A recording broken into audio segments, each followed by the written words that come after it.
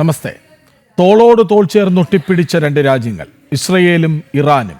ഇസ്ലാമിക വിപ്ലവത്തിലൂടെ ഇറാനിൽ ഒരു ഭരണകൂടം വന്ന നാൾ മുതലാണ് കണ്ടാൽ കലിപിടിക്കുന്ന ശത്രു രാജ്യങ്ങളായവർ തീമഴ പെയ്യിച്ചത്. നിർത്തൂ എന്ന് ലോകം പലവട്ടം പറഞ്ഞിട്ടില്ലും നിലച്ചിട്ടില്ല യുദ്ധഭീതി. ചിതറിപ്പോകുന്നത് പാവം മനുഷ്യരാണ്, പൊട്ടിപ്പിളരുന്നത് അവർ കെട്ടിപ്പൊക്കിയ പ്രതീക്ഷകളാണ്. ഒടുവിൽ അമേരിക്ക വിചാരിച്ചാൽ തീരാവുന്ന പ്രശ്നമേയുള്ളൂ എന്നും ചർച്ചയ്ക്ക് തയ്യാറെന്നും ഇറാൻ പറഞ്ഞത് വഴങ്ങലാണോ? ഇസ്രയേൽ ഉന്നം ഇറാനിലെ ഭരണമാറ്റമോ? അമേരിക്കയ്ക്ക് ഉദാസീനതയോ? സ്വാഗതം ജനൻ ഡിബേറ്റിലേക്ക്.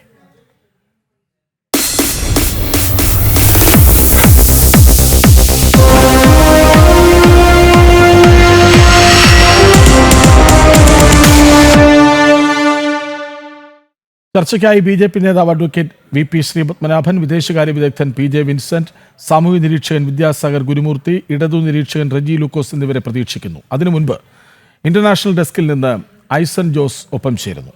ഐസൻ, ഇപ്പോൾ യുദ്ധത്തിന്റെ ഗതി എന്താണ്? കൃഷ്ണരാജ്, നിലവിലെ സാഹചര്യത്തിൽ യുദ്ധത്തിൻ്റെ ഗതി എന്ന് പറയുന്നത് ഇന്ന് രാവിലെ അതിശക്തമായ ഒരു ആക്രമണം തന്നെയാണ് നടന്നത്. അല്ലെങ്കിൽ ഇന്ന് പുലർച്ചെ നടന്ന ആക്രമണങ്ങളെല്ലാം തന്നെ അതിശക്തമായിരുന്നു. വൻതോതിലുള്ളൊരു ആക്രമണം നടന്നു എന്ന് തന്നെയാണ് അറിയാൻ സാധിക്കുന്നത്. നമുക്ക് അറിയാവുന്നതാണ്, നേരത്തെ സൂചിപ്പിച്ചതുപോലെ ഇസ്ലാമിക് റവല്യൂഷണറി ഗാർഡ്സ് കോറിൻ്റെ മേലധികാരികളെ മുഴുവനും കൊലപ്പെടുത്താനുള്ളൊരു നീക്കം ഇസ്രായേൽ നടത്തുകയും ചെയ്തു. അതിൻ്റെ ഭാഗമായി 5ഓളം മേലധികാരിയെ, ഇന്നും ഒരു മേലധികാരിയെ കൊലപ്പെടുത്തി എന്നതാണ്, അല്ലെങ്കിൽ ഒരു മേധാവിയെ കൊലപ്പെടുത്തി എന്നതാണ് ഏറ്റവും സുപ്രധാനമായൊരു വിഷയം. അതിൽ നിന്നും ഇസ്രായേൽ ഉദ്ദേശിക്കുന്നത് വളരെ കൃത്യമാണ്. ഭീകരതയ്ക്ക് അനുകൂലമായ നിലപാട് സ്വീകരിക്കുകയും ഭീകരതയ്ക്ക് പ്രോത്സാഹനം നൽകുകയും ചെയ്യുന്ന ഒരു രാജ്യമാണ് ഇസ്രായേൽ. അതുകൊണ്ട് തന്നെ ആ പ്രദേശത്തുള്ള ഭീകര സംഘടനകൾ, അതായത് ഹമാസ് ആകട്ടെ, ഹിസ്ബുള്ള പോലുള്ള സംവിധാനങ്ങളാകട്ടെ, അല്ലെങ്കിൽ ഹൂതി വിമതരാകട്ടെ, എല്ലാവർക്കും പിന്തുണ നൽകുകയും ഖുദ്സ് ഫോഴ്സ് എന്ന് പറയുന്ന ഒരു സംവിധാനം ഉപയോഗിച്ച്, അതായത് ഇസ്ലാമിക് റവല്യൂഷണറി ഗാർഡ്സ് കോറിൻ്റെ ഒരു പ്രത്യേക വിഭാഗത്തെ പ്രയോജനപ്പെടുത്തി ആ സംവിധാനം കൊണ്ട് ഇവർക്ക് പരിശീലനം നൽകുകയും ആയുധം ലഭ്യമാക്കുകയും ഉൾപ്പെടെ ചെയ്യുന്ന ഒരു നീക്കവും ഇവരുടെ ഭാഗത്തു നിന്നുണ്ടാകുന്നുണ്ട്. അത്തരത്തിൽ വലിയ തോതിലുള്ള ഒരു നീക്കങ്ങൾ, വലിയ തോതിലുള്ളൊരു ഇടപെടൽ ഈ ഇസ്ലാമിക് റവല്യൂഷണറി ഗാർഡ്സ് കോറിൻ്റെ ഭാഗത്തു നിന്നുണ്ടാകുന്നതാണ് ഏറ്റവും പ്രധാനപ്പെട്ട ഒരു വിഷയമായിരിക്കുന്നത്. ആ വിഷയത്തെ കൈകാര്യം ചെയ്യുക എന്നത് തന്നെയാണ് ഇസ്രായേൽ ഉദ്ദേശിക്കുന്നത് എന്നാണ് മനസ്സിലാക്കാൻ സാധിക്കുന്നത്. അതിൻ്റെ ഭാഗമായാണ് ഈ ആക്രമണങ്ങളെല്ലാം തന്നെ നടക്കുകയും ചെയ്യുന്നത്. ഏറ്റവും പ്രാധാന്യത്തോടെ നോക്കിക്കാണേണ്ടത് ആണവ ആയുധങ്ങൾ സജ്ജീകരിക്കാനുള്ള ഒരു നീക്കം ഇറാൻ്റെ ഭാഗത്തു നിന്നുണ്ടായിരിക്കുന്നു. അത് വലിയ തോതിൽ ഇറാൻ അക്കാര്യത്തിൽ മുന്നോട്ട് പോവുകയും ചെയ്തിരിക്കുന്നു എന്നതാണ് ഏറ്റവും പ്രധാനപ്പെട്ട കാര്യമായി ഇസ്രായേൽ മുന്നോട്ട് വയ്ക്കുന്നത്. 9ഓളം ബോംബുകൾ നിർമ്മിച്ചു എന്ന് നേരത്തെ തന്നെ അറിയിക്കുകയും ചെയ്തിരുന്നു. അത്തരത്തിൽ 9ഓളം ബോംബുകൾ നിർമ്മിച്ചതിന് ശേഷം ഈ ആക്രമണം നടത്താനുള്ള ഒരു നീക്കം, അല്ലെങ്കിൽ വലിയ തോതിൽ ഒരു ആക്രമണം നടത്താനുള്ള നീക്കം, അല്ലെങ്കിൽ ആക്രമണങ്ങൾ നടത്തി പ്രത്യാക്രമണങ്ങളുടെ വേളയിൽ ഈ ന്യൂക്ലിയർ ബോംബുകൾ പ്രയോഗിക്കുമെന്ന ഭീഷണി നടത്താനും ഉള്ള ഒരു നീക്കം നടത്തി. സ്വാഭാവികമായും അത് ഇസ്രായേലിനെ സംബന്ധിച്ചിടത്തോളം ഇസ്രായേലിൻ്റെ കെട്ടുറപ്പിനെ തന്നെ, അല്ലെങ്കിൽ ആ രാഷ്ട്രകൂടത്തെ തന്നെ കൃത്യമായി ബാധിക്കുന്ന ഒരു സാഹചര്യത്തിലേക്ക് കാര്യങ്ങൾ കൊണ്ടുപോകുക എന്നൊരു നീക്കമാണ് ഇറാൻ നടത്തിയത്. എന്നാൽ അതിനെ തടയിടുന്നതിനുള്ളൊരു നടപടിയാണ് 5 ദിവസം മുമ്പ് ആരംഭിച്ചതും ഇപ്പോൾ 5 ദിവസമായി തുടരുകയും ചെയ്യുന്നത്. യുദ്ധം ഇപ്പോൾ തുടരുന്നു എന്ന് തന്നെയാണ് നമുക്ക് കൃത്യമായി പറയാൻ സാധിക്കുന്നത്. പക്ഷേ നേരത്തെ ഈ യുദ്ധം ആരംഭിച്ച സാഹചര്യത്തിൽ ഇറാൻ എന്ത് നിലപാടാണോ സ്വീകരിച്ചത്, അതിൽ നിന്നും വളരെ അയഞ്ഞ നിലപാടിലേക്ക് ഇറാൻ പോയിക്കൊണ്ടിരിക്കുന്നു. അത് ഈ ആക്രമണത്തിൻ്റെ ആഘാതം താങ്ങാനാവുന്നതിലപ്പുറമാണ് എന്ന തിരിച്ചറിവിൻ്റെ കൂടി അടിസ്ഥാനത്തിലാണ് എന്നതാണ് പ്രധാനപ്പെട്ട വസ്തുത. നമുക്കറിയാവുന്നതാണ്, ഈ ആക്രമണം ആരംഭിക്കുന്ന വേളയിൽ അമേരിക്കയുമായുള്ള ആണവ ചർച്ചകൾ നടക്കാനിരിക്കുകയായിരുന്നു. 6ാമത്തെ തവണ ആണവ ചർച്ചകൾ നടക്കാനിരിക്കുന്ന ഒരു സാഹചര്യത്തിലാണ് ഈ ആക്രമണത്തിലേക്ക് കാര്യങ്ങൾ നീങ്ങുകയും ഇനി ചർച്ചകൾക്കില്ല എന്ന നിലപാടിലേക്ക് ഇറാൻ എത്തുകയും ചെയ്തത്. അമേരിക്കയുമായുള്ള ആണവ ചർച്ചകളിൽ നിന്ന് പിന്മാറുകയായിരുന്നു. മാത്രമല്ല, അതിനപ്പുറത്തേക്കൊരു പടി കൂടി കടക്കുന്ന ഒരു നീക്കം ഇറാൻ്റെ ഭാഗത്തു നിന്നുണ്ടാവുകയും അത് ആണവ നിർവ്യാപന കരാർ, അതായത് 1970 മുതലുള്ള ആണവ നിർവ്യാപന കരാർ, ആണവ ആയുധങ്ങൾ സജ്ജീകരിക്കുന്നതിനുള്ള നീക്കങ്ങൾ നടത്തില്ല, അത് സംബന്ധിച്ചുള്ള ഗവേഷണ പരിപാടികളോ അല്ലെങ്കിൽ എന്തെങ്കിലും പരീക്ഷണങ്ങളോ ഒന്നും നടത്തില്ല എന്ന രീതിയിലേക്കുള്ള, അത്തരത്തിൽ പരീക്ഷണങ്ങൾ നടത്തില്ല എന്നൊരു എഗ്രിമെൻറ്റിലേക്ക് ഇറാൻ എത്തിയില്ല എങ്കിൽ കൂടി ആണവ വ്യാപനം നടത്താൻ തയ്യാറല്ല, ഉള്ള ആണവായുധങ്ങളിൽ നിന്നും ഇനി കൂടുതലായി നിർമ്മിക്കില്ല എന്ന ഒരു നിലപാടാണ് അന്ന് സ്വീകരിക്കുകയും ചെയ്തത്. പാർലമെൻറ്റിൽ 1970 അത് ആക്ട് ചെയ്യുകയും അത് നടപ്പാക്കുകയും ചെയ്തിരുന്നു, റാറ്റിഫിക്കേഷൻ നടക്കുകയും ചെയ്തിരുന്നു. അതിനുശേഷം ആ കരാറിൽ നിന്ന് പിന്മാറാനുള്ള ഒരു പാർലമെൻ്ററി ബില്ലിലേക്ക് വരെ കാര്യങ്ങൾ കൊണ്ടുപോകുന്നു എന്ന ഒരു നിലപാട് ആവർത്തിക്കുക കൂടി ചെയ്തതോടെയാണ് അതിശക്തമായ ആക്രമണം ഇന്ന് പുലർച്ചെ ഇസ്രായേലിൻ്റെ ഭാഗത്തു നിന്നുണ്ടാവുകയും വൻതോതിൽ നാശനഷ്ടമുണ്ടാവുകയും ചെയ്തത്. അമേരിക്കൻ പ്രസിഡന്റിന് പോലും പറയേണ്ടി വന്നു ടെഹ്റാനിൽ നിന്നും, അതായത് ഇറാൻ്റെ പ്രധാന നഗരമായ ടെഹ്റാനിൽ നിന്നും ഒഴിഞ്ഞു പോകണമെന്ന് അമേരിക്കൻ പ്രസിഡന്റിന് പോലും പറയേണ്ട സാഹചര്യമുണ്ടായി. അത്രയ്ക്കും വലിയ ഒരു ആക്രമണത്തിന് ഇസ്രായേൽ നേതൃത്വം നൽകുകയായിരുന്നു. അത് വലിയ ആഘാതങ്ങൾ സൃഷ്ടിച്ചു. നമുക്ക് ഈ അമേരിക്കയൊക്കെ തൽക്കാലം മാറ്റി നിർത്താം. കാലങ്ങളായി തുടരുന്ന വൈരത്തിൻ്റെ തുടർച്ചയായി മാത്രം നമ്മൾ ഈ യുദ്ധത്തെ അല്ലെങ്കിൽ സംഘർഷത്തെ കണ്ടാൽ മതിയോ?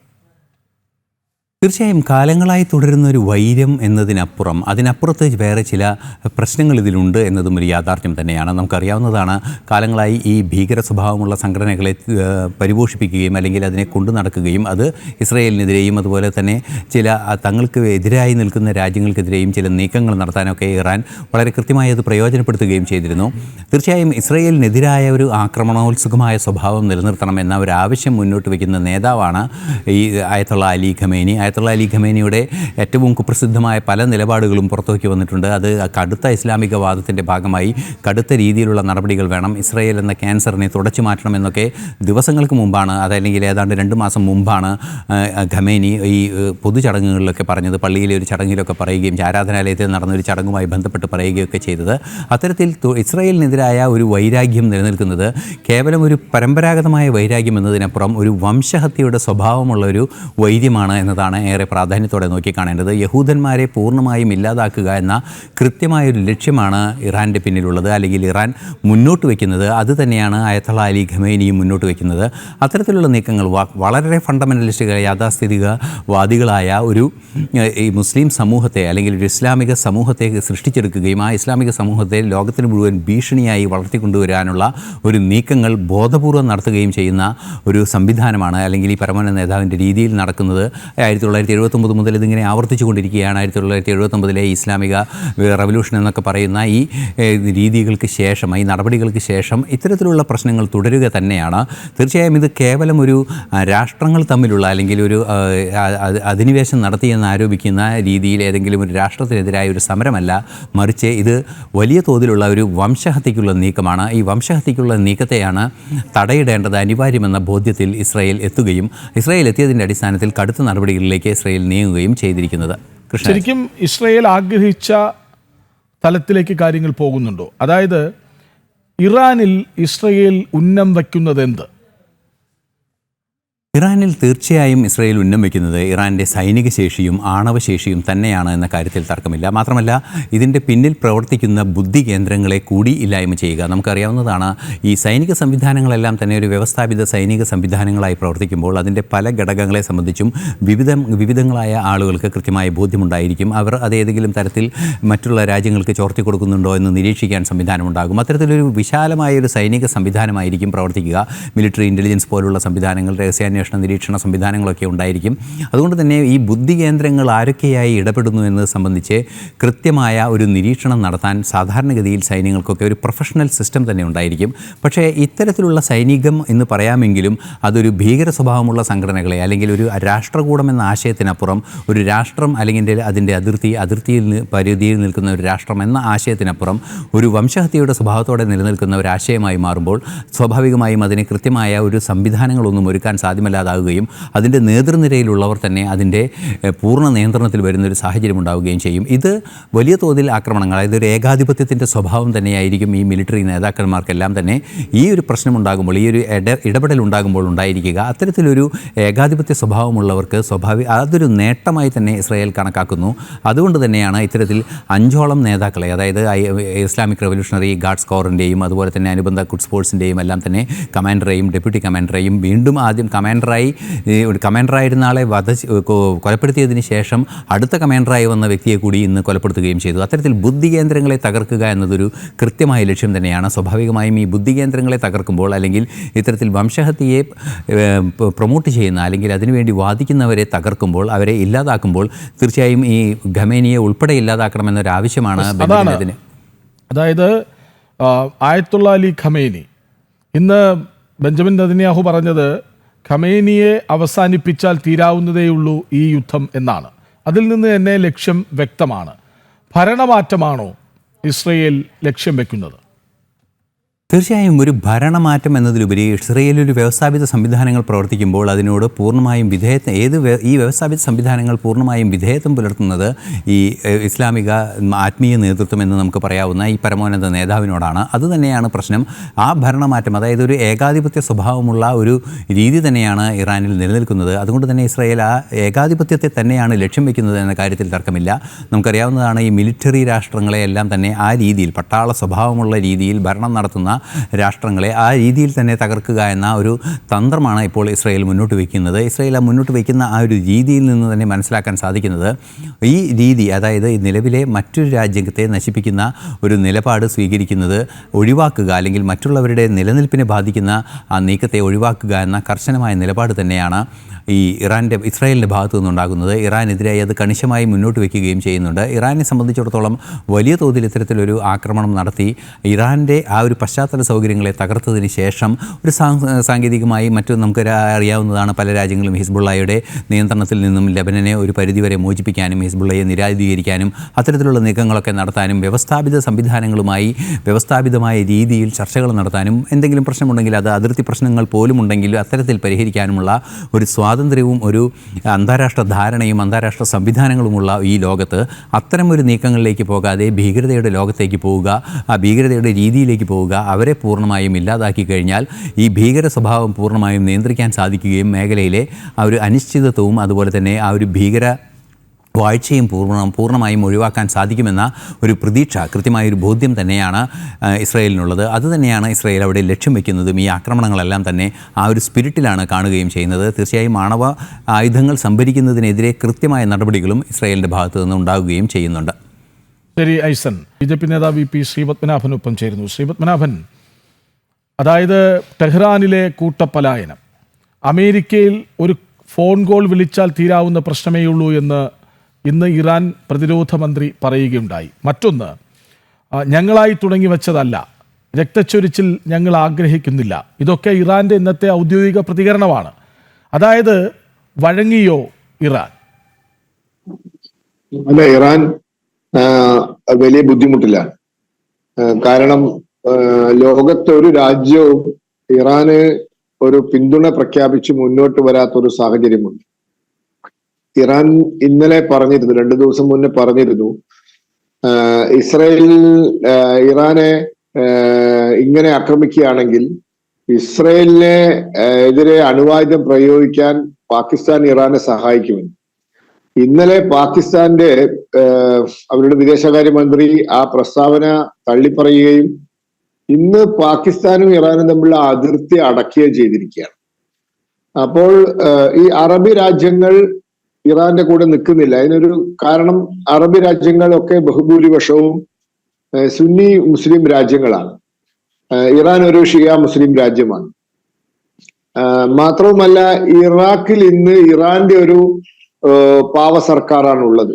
അതായത് സദാം ഹുസൈന്റെ കാലഘട്ടത്തിന് ശേഷം ഷിയ മുസ്ലിങ്ങൾക്ക് അധികാരം കിട്ടുകയും ഇറാഖ് ഇന്ന് ഇറാന്റെ ഒരു പാവ സർക്കാർ ഭരിക്കുന്ന ഒരു രാജ്യമായി മാറിയിരിക്കുകയും ചെയ്ത. മാത്രമല്ല, കൗതുകരമായ വേറൊരു കാര്യം, ജോർദാൻ ഇതിൽ അമേരിക്കയ്ക്കും ഇസ്രായേലിനൊപ്പമാണ് നിൽക്കുന്നത്. അതായത് ജോർദാനിന്റെ എന്താ പറയുക, ആകാശത്തിലൂടെ വേണം ഇറാന് ഇസ്രായേലിലേക്ക് മിസൈൽ അയക്കാനും ഇസ്രായേലിന് തിരിച്ച് മിസൈൽ അയക്കാനും അവരുടെ യുദ്ധവിമാനങ്ങൾ യാത്ര ചെയ്യാനും ഒക്കെ ജോർദാൻ ആകാശം ഉപയോഗിക്കണം. ഈ ഇറാൻ അയക്കുന്ന പല ഡ്രോണുകളും ജോർദാൻ ഇന്റർസെപ്റ്റ് ചെയ്യാണ്. ജോർദാന്റെ ആകാശത്തിന്റെ മുകളിലൂടെ പോകുന്ന ഇറാന്റെ പല ഡ്രോണുകളും ജോർദാൻ ഇന്റർസെപ്റ്റ് ചെയ്യാണ്. അപ്പൊ അത് പറയുന്ന ജോർദാൻ പറയുന്നത് തങ്ങൾക്കത് ഭീഷണിയാണ്, അതുകൊണ്ടാണ് തങ്ങൾ അങ്ങനെ ചെയ്യുന്നതെന്നാണ്. അപ്പോൾ ആരുണ്ട് ഇറാന്റെ കൂടെ? ആരുമില്ല. 3 H ആണുള്ളത്: ഹമാസ്, ഹിസ്ബുള്ള, ഹൂതികൾ. ഇതല്ലാണ്ട് ആരും ഇറാന്റെ കൂടെ നിൽക്കുന്നില്ല. ഇസ്രായേലിനാകട്ടെ അമേരിക്ക ഒളിഞ്ഞും തെളിഞ്ഞും സഹായിക്കുന്നുണ്ട്. അപ്പോൾ ഇങ്ങനെ ഇസ്രായേലിന്റെ കൂടെ അമേരിക്കയെ പോലുള്ള വലിയ ശക്തിയുണ്ട്, പാശ്ചാത്യ രാജ്യങ്ങൾ പലരും സഹായിക്കുന്നുണ്ട്. എന്നാൽ ഇറാനെ സഹായിക്കാൻ അല്ലെങ്കിൽ പരസ്യമായി ഇറാന് വേണ്ടി രംഗത്ത് വരാൻ ആരും തയ്യാറാവുന്നില്ല. അപ്പോൾ ഇങ്ങനത്തെ ഒരു സാഹചര്യത്തിൽ, മാത്രവുമല്ല, ഇറാന്റെ എയർ ഡിഫൻസ് സിസ്റ്റം ഏതാണ്ട് തീർന്നു എന്നാണ് പറയുന്നത്. അതിന് ഇസ്രയേലി ആക്രമണങ്ങളെ നേരിടാൻ പണ്ടേ സാധിച്ചിട്ടില്ല. ഇപ്പോൾ അങ്ങനെയൊന്നും ഇല്ല. അതായത് ഇറാന്റെ ആകാശത്ത് ഞങ്ങൾക്ക് സമ്പൂർണ്ണ ആധിപത്യം കിട്ടിക്കഴിഞ്ഞു എന്ന് പറയുന്നു. മറ്റൊരു സംഗതി, ഇസ്രായേലിന്റെ ചാരന്മാർ ഇറാനിലുണ്ട് എന്ന് വേണം വിശ്വസിക്കാൻ. കാരണം ഹമാസിന്റെ വലിയൊരു നേതാവ് ഇറാനിൽ വന്നപ്പോൾ അങ്ങോട്ട് താമസിച്ച ഹോട്ടൽ മുറിയിൽ, ആ മുറിയിൽ മാത്രം സ്ഫോടനം നടത്തി അങ്ങോരെ കൊന്നു. അപ്പൊ അത് ഇറാന്റെ എന്താ പറയാ ഉള്ളിലുള്ള ഇസ്രായേലി ചാരന്മാർ വിചാരിക്കാതെ നടക്കില്ല. അപ്പോ ഇറാൻ വലിയ ബുദ്ധിമുട്ടിലാണ്. തെഹ്റാൻ നഗരത്തിൽ നിന്നും ആളുകൾ പലായനം ചെയ്യാൻ തുടങ്ങിയതിന് ശേഷം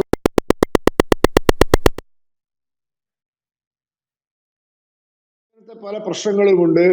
അവരുടെ ആണവ പദ്ധതി വിജയിപ്പിക്കാൻ അനുവദിക്കില്ല എന്ന വാശിയിലാണ് ഇസ്രയേൽ. സത്യത്തിൽ അങ്ങനെ ഒരു വാശി ഇസ്രയേലിന് വേണോ എന്നുള്ളത് വേറെ വിഷയം. പാകിസ്ഥാനെ പോലത്തെ ഒരു ഉത്തരവാദിത്ത ബോധവുമില്ലാത്ത ഒരു രാജ്യത്തിന് ആണവ ആയുധം കൈവശം വെക്കാമെങ്കിൽ അവരിലും കുറച്ചും കൂടിയൊക്കെ അല്ലെങ്കിൽ വളരെയധികം ഉത്തരവാദിത്ത ബോധമുള്ള രാജ്യമാണ് ഇറാൻ. ഇറാൻ ഇസ്രയേലുമായി തർക്കമുണ്ട് എന്നല്ലാതെ ഇറാൻ ലോകത്ത് മറ്റു പല രാജ്യങ്ങളായിട്ടും വളരെ സൗഹാർദ്ദത്തിൽ ജീവിക്കുന്ന ഒരു രാജ്യമാണ്.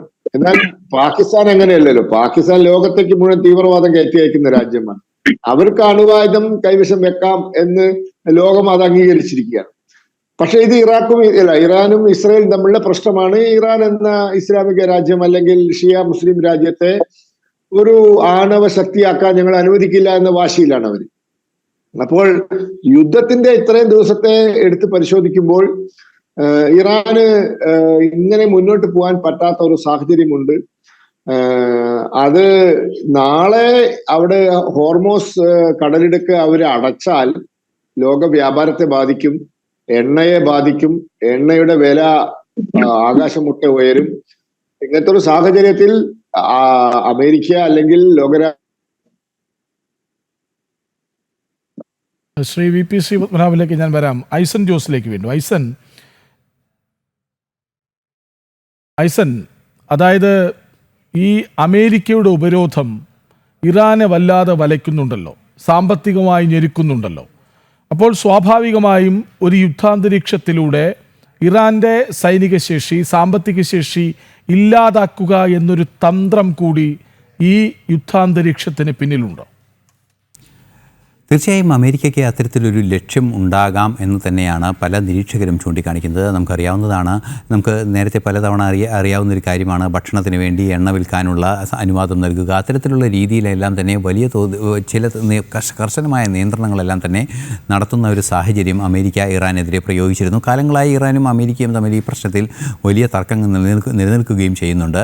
പക്ഷേ ഈ കാര്യത്തിൽ നമുക്ക് മറ്റൊരു സൂചന കൂടി ലഭ്യമാകുന്നത്, ഈ ആക്രമണം ഇസ്രായേൽ നടത്തുന്നതിന് തൊട്ട് മുൻപ് ഇറാഖിലെ അമേരിക്കയുടെ സംവിധാനങ്ങളെല്ലാം തന്നെ നീക്കുന്ന ഒരു നടപടി അല്ലെങ്കിൽ മാറ്റുന്നൊരു നടപടി അമേരിക്ക കൈക്കൊണ്ടിരുന്നു. അത്തരത്തിലൊരു നടപടി അമേരിക്ക കൈക്കൊണ്ടത് തീർച്ചയായും വലിയ തോതിൽ ഒരു ആൾനാശമുണ്ടാകുന്ന സാഹചര്യം മുൻകൂട്ടി കണ്ടുകൊണ്ട് തന്നെയാണ്. അതുകൊണ്ട് തന്നെ അതിൽ നിന്ന് മനസ്സിലാക്കാൻ സാധിക്കുന്നത് ഈ ആക്രമണം മുൻകൂട്ടി അമേരിക്ക മനസ്സിലാക്കുന്നു എന്ന് തന്നെയാണ്.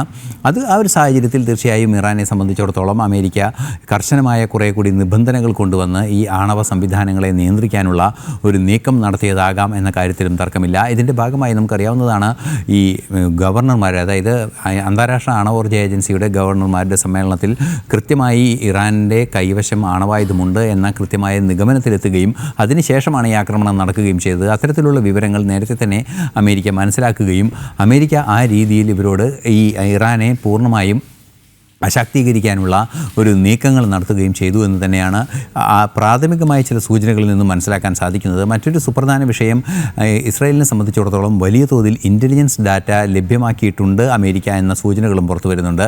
അത്തരത്തിൽ ഇൻ്റലിജൻസ് ഡാറ്റ പല സാങ്കേതിക വ്യക്തത വരുത്തുന്നതിനൊക്കെ പ്രയോജനപ്പെടുത്തിയിട്ടുണ്ട് ഇസ്രായേൽ എന്നും അറിയാൻ സാധിക്കുന്നുണ്ട്. ഇതെല്ലാം തന്നെ ഈ ഒരു നീക്കത്തിൻ്റെ, അതായത് ഈ ഉപരോധത്തെയും അതുപോലുള്ള സംവിധാനങ്ങളെയും ശക്തിപ്പെടുത്തുന്നതിനും ഇറാൻ്റെ മുകളിൽ കൂടുതൽ നിയന്ത്രണം കൊണ്ടുവരുന്നതിനും അമേരിക്കയുടെ ശ്രമങ്ങളുടെ ഭാഗമായിരുന്നിരിക്കാം എന്ന് തന്നെയാണ് പ്രാഥമികമായി മനസ്സിലാക്കാനും അങ്ങനെ ഒരു നിഗമനത്തിലെത്താനും സാധിക്കുന്നുണ്ട് എന്നതൊരു യാഥാർത്ഥ്യം തന്നെയാണ്. അത്തരമൊരു ലക്ഷ്യം ഈ ആക്രമണത്തിന് പിന്നിൽ ഉണ്ടായിക്കൂടാ എന്ന് കരുതുക വയ്യ. അത്തരത്തിലൊരു ലക്ഷ്യത്തിനുള്ള സാധ്യത ഒട്ടും തള്ളിക്കളയാനും ആകില്ല.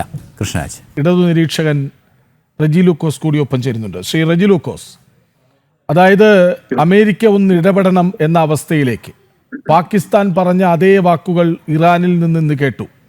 ഞങ്ങളായി തുടങ്ങിയ യുദ്ധമല്ല, രക്തച്ചൊരിച്ചിൽ ഞങ്ങൾ ആഗ്രഹിക്കുന്നില്ല, അമേരിക്ക ഇടപെട്ടാൽ തീരുന്ന പ്രശ്നമേയുള്ളൂ, ഒന്ന് ഫോൺ വിളിച്ചാൽ തീരുന്ന പ്രശ്നമേയുള്ളൂ എന്നാണ് ഇറാൻ വിദേശകാര്യമന്ത്രി ഇന്ന് പറഞ്ഞത്.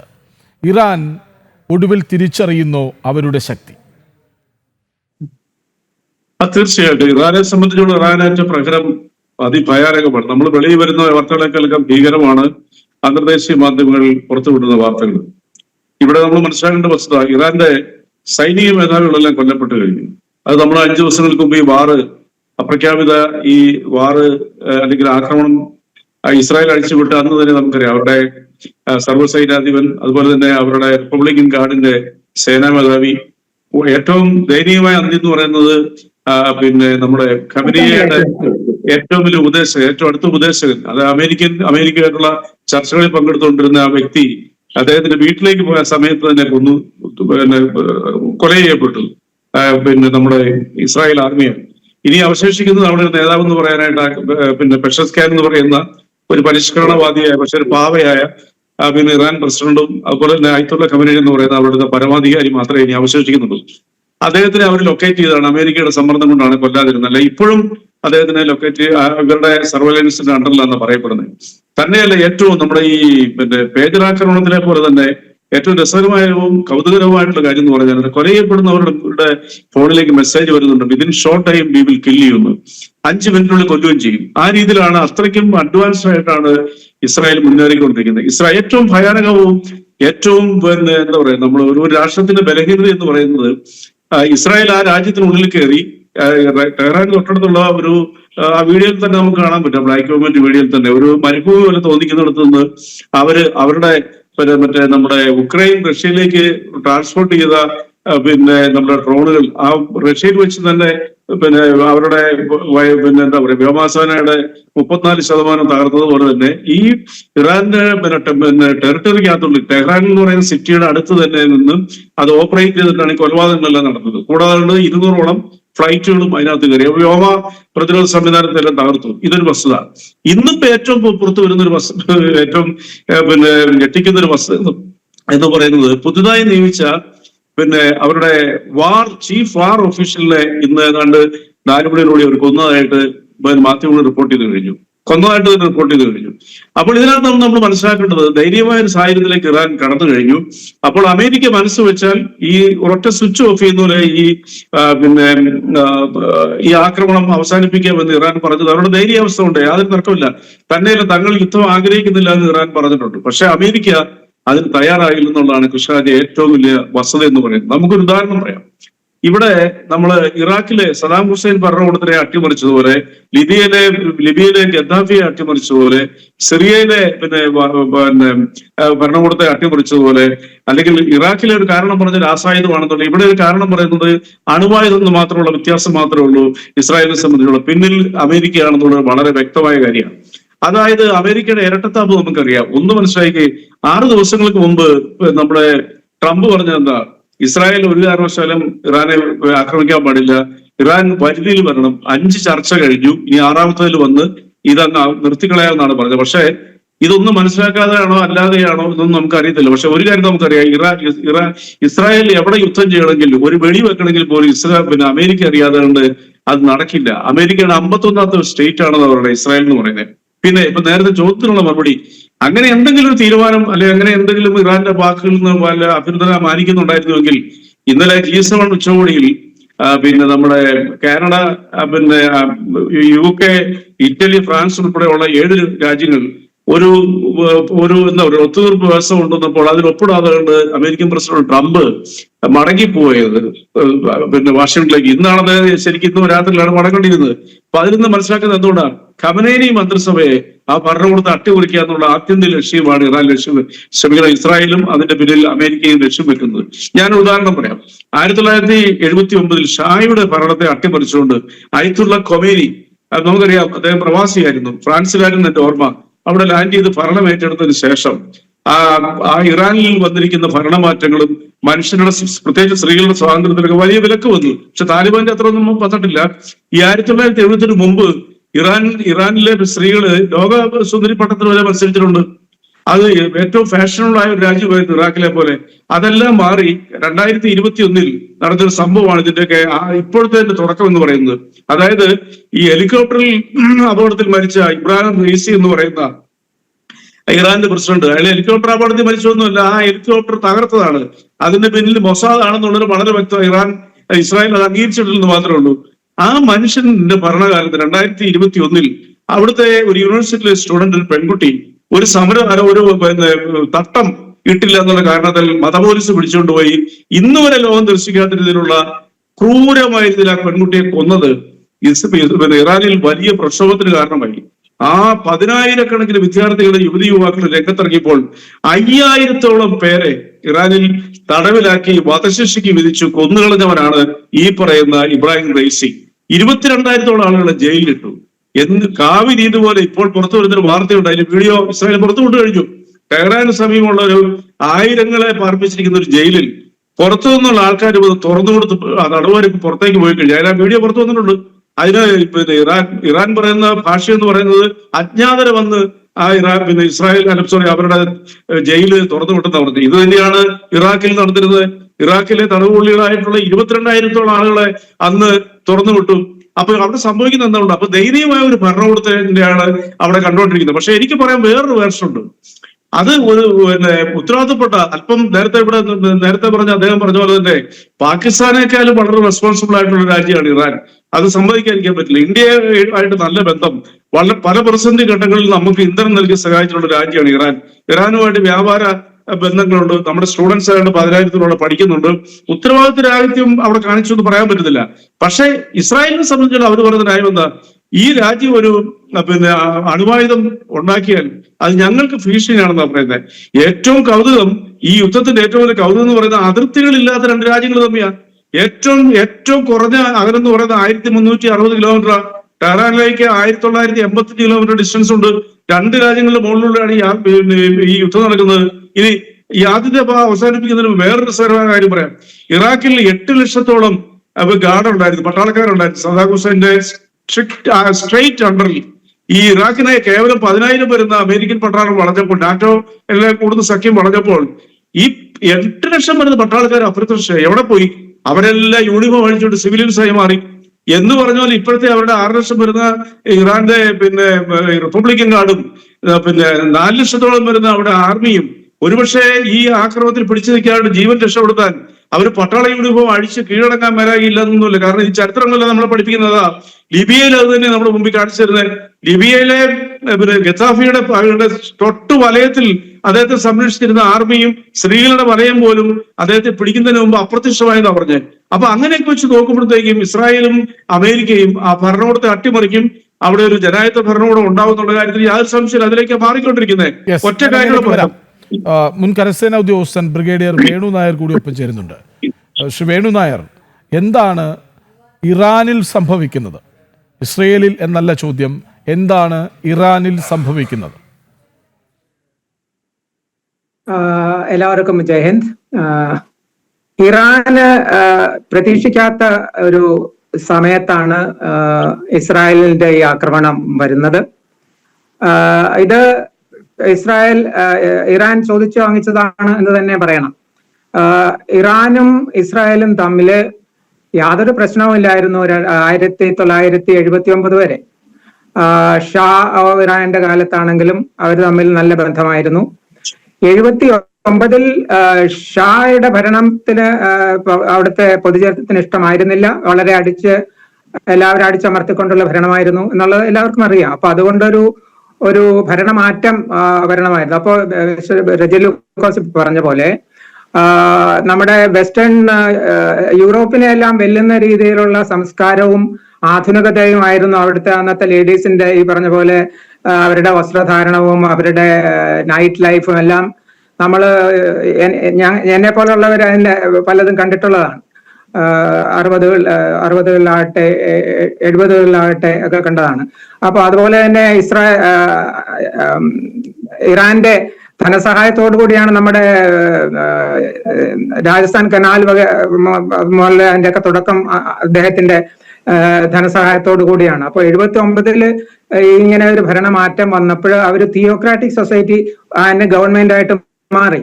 അതിന്റെ നമ്പർ 1 എല്ലാത്തിനും അവിടെ ഒരു ഡെമോക്രാറ്റിക് സിസ്റ്റം, മജ്ലിസും അതുപോലെ എല്ലാം ഉണ്ടെങ്കിലും, പ്രസിഡന്റ് ഉണ്ട്, പ്രൈം മിനിസ്റ്റർ ഉണ്ട്, എല്ലാം ഉണ്ടെങ്കിലും അവിടുത്തെ ഒരു എക്സ്പേർട്സിന്റെ അസംബ്ലിയാണ് ഈ ഒരു അയത്തുള്ള ഒരു ഖൊമൈനി നേതാവ് എല്ലാത്തിന്റെയും നമ്പർ 1 ആയിട്ടുള്ള ഒരാളെ തിരഞ്ഞെടുക്കുന്നത്. അദ്ദേഹം തിരഞ്ഞെടുത്തു കഴിഞ്ഞാൽ ഫോർ ലൈഫ് ആണ്.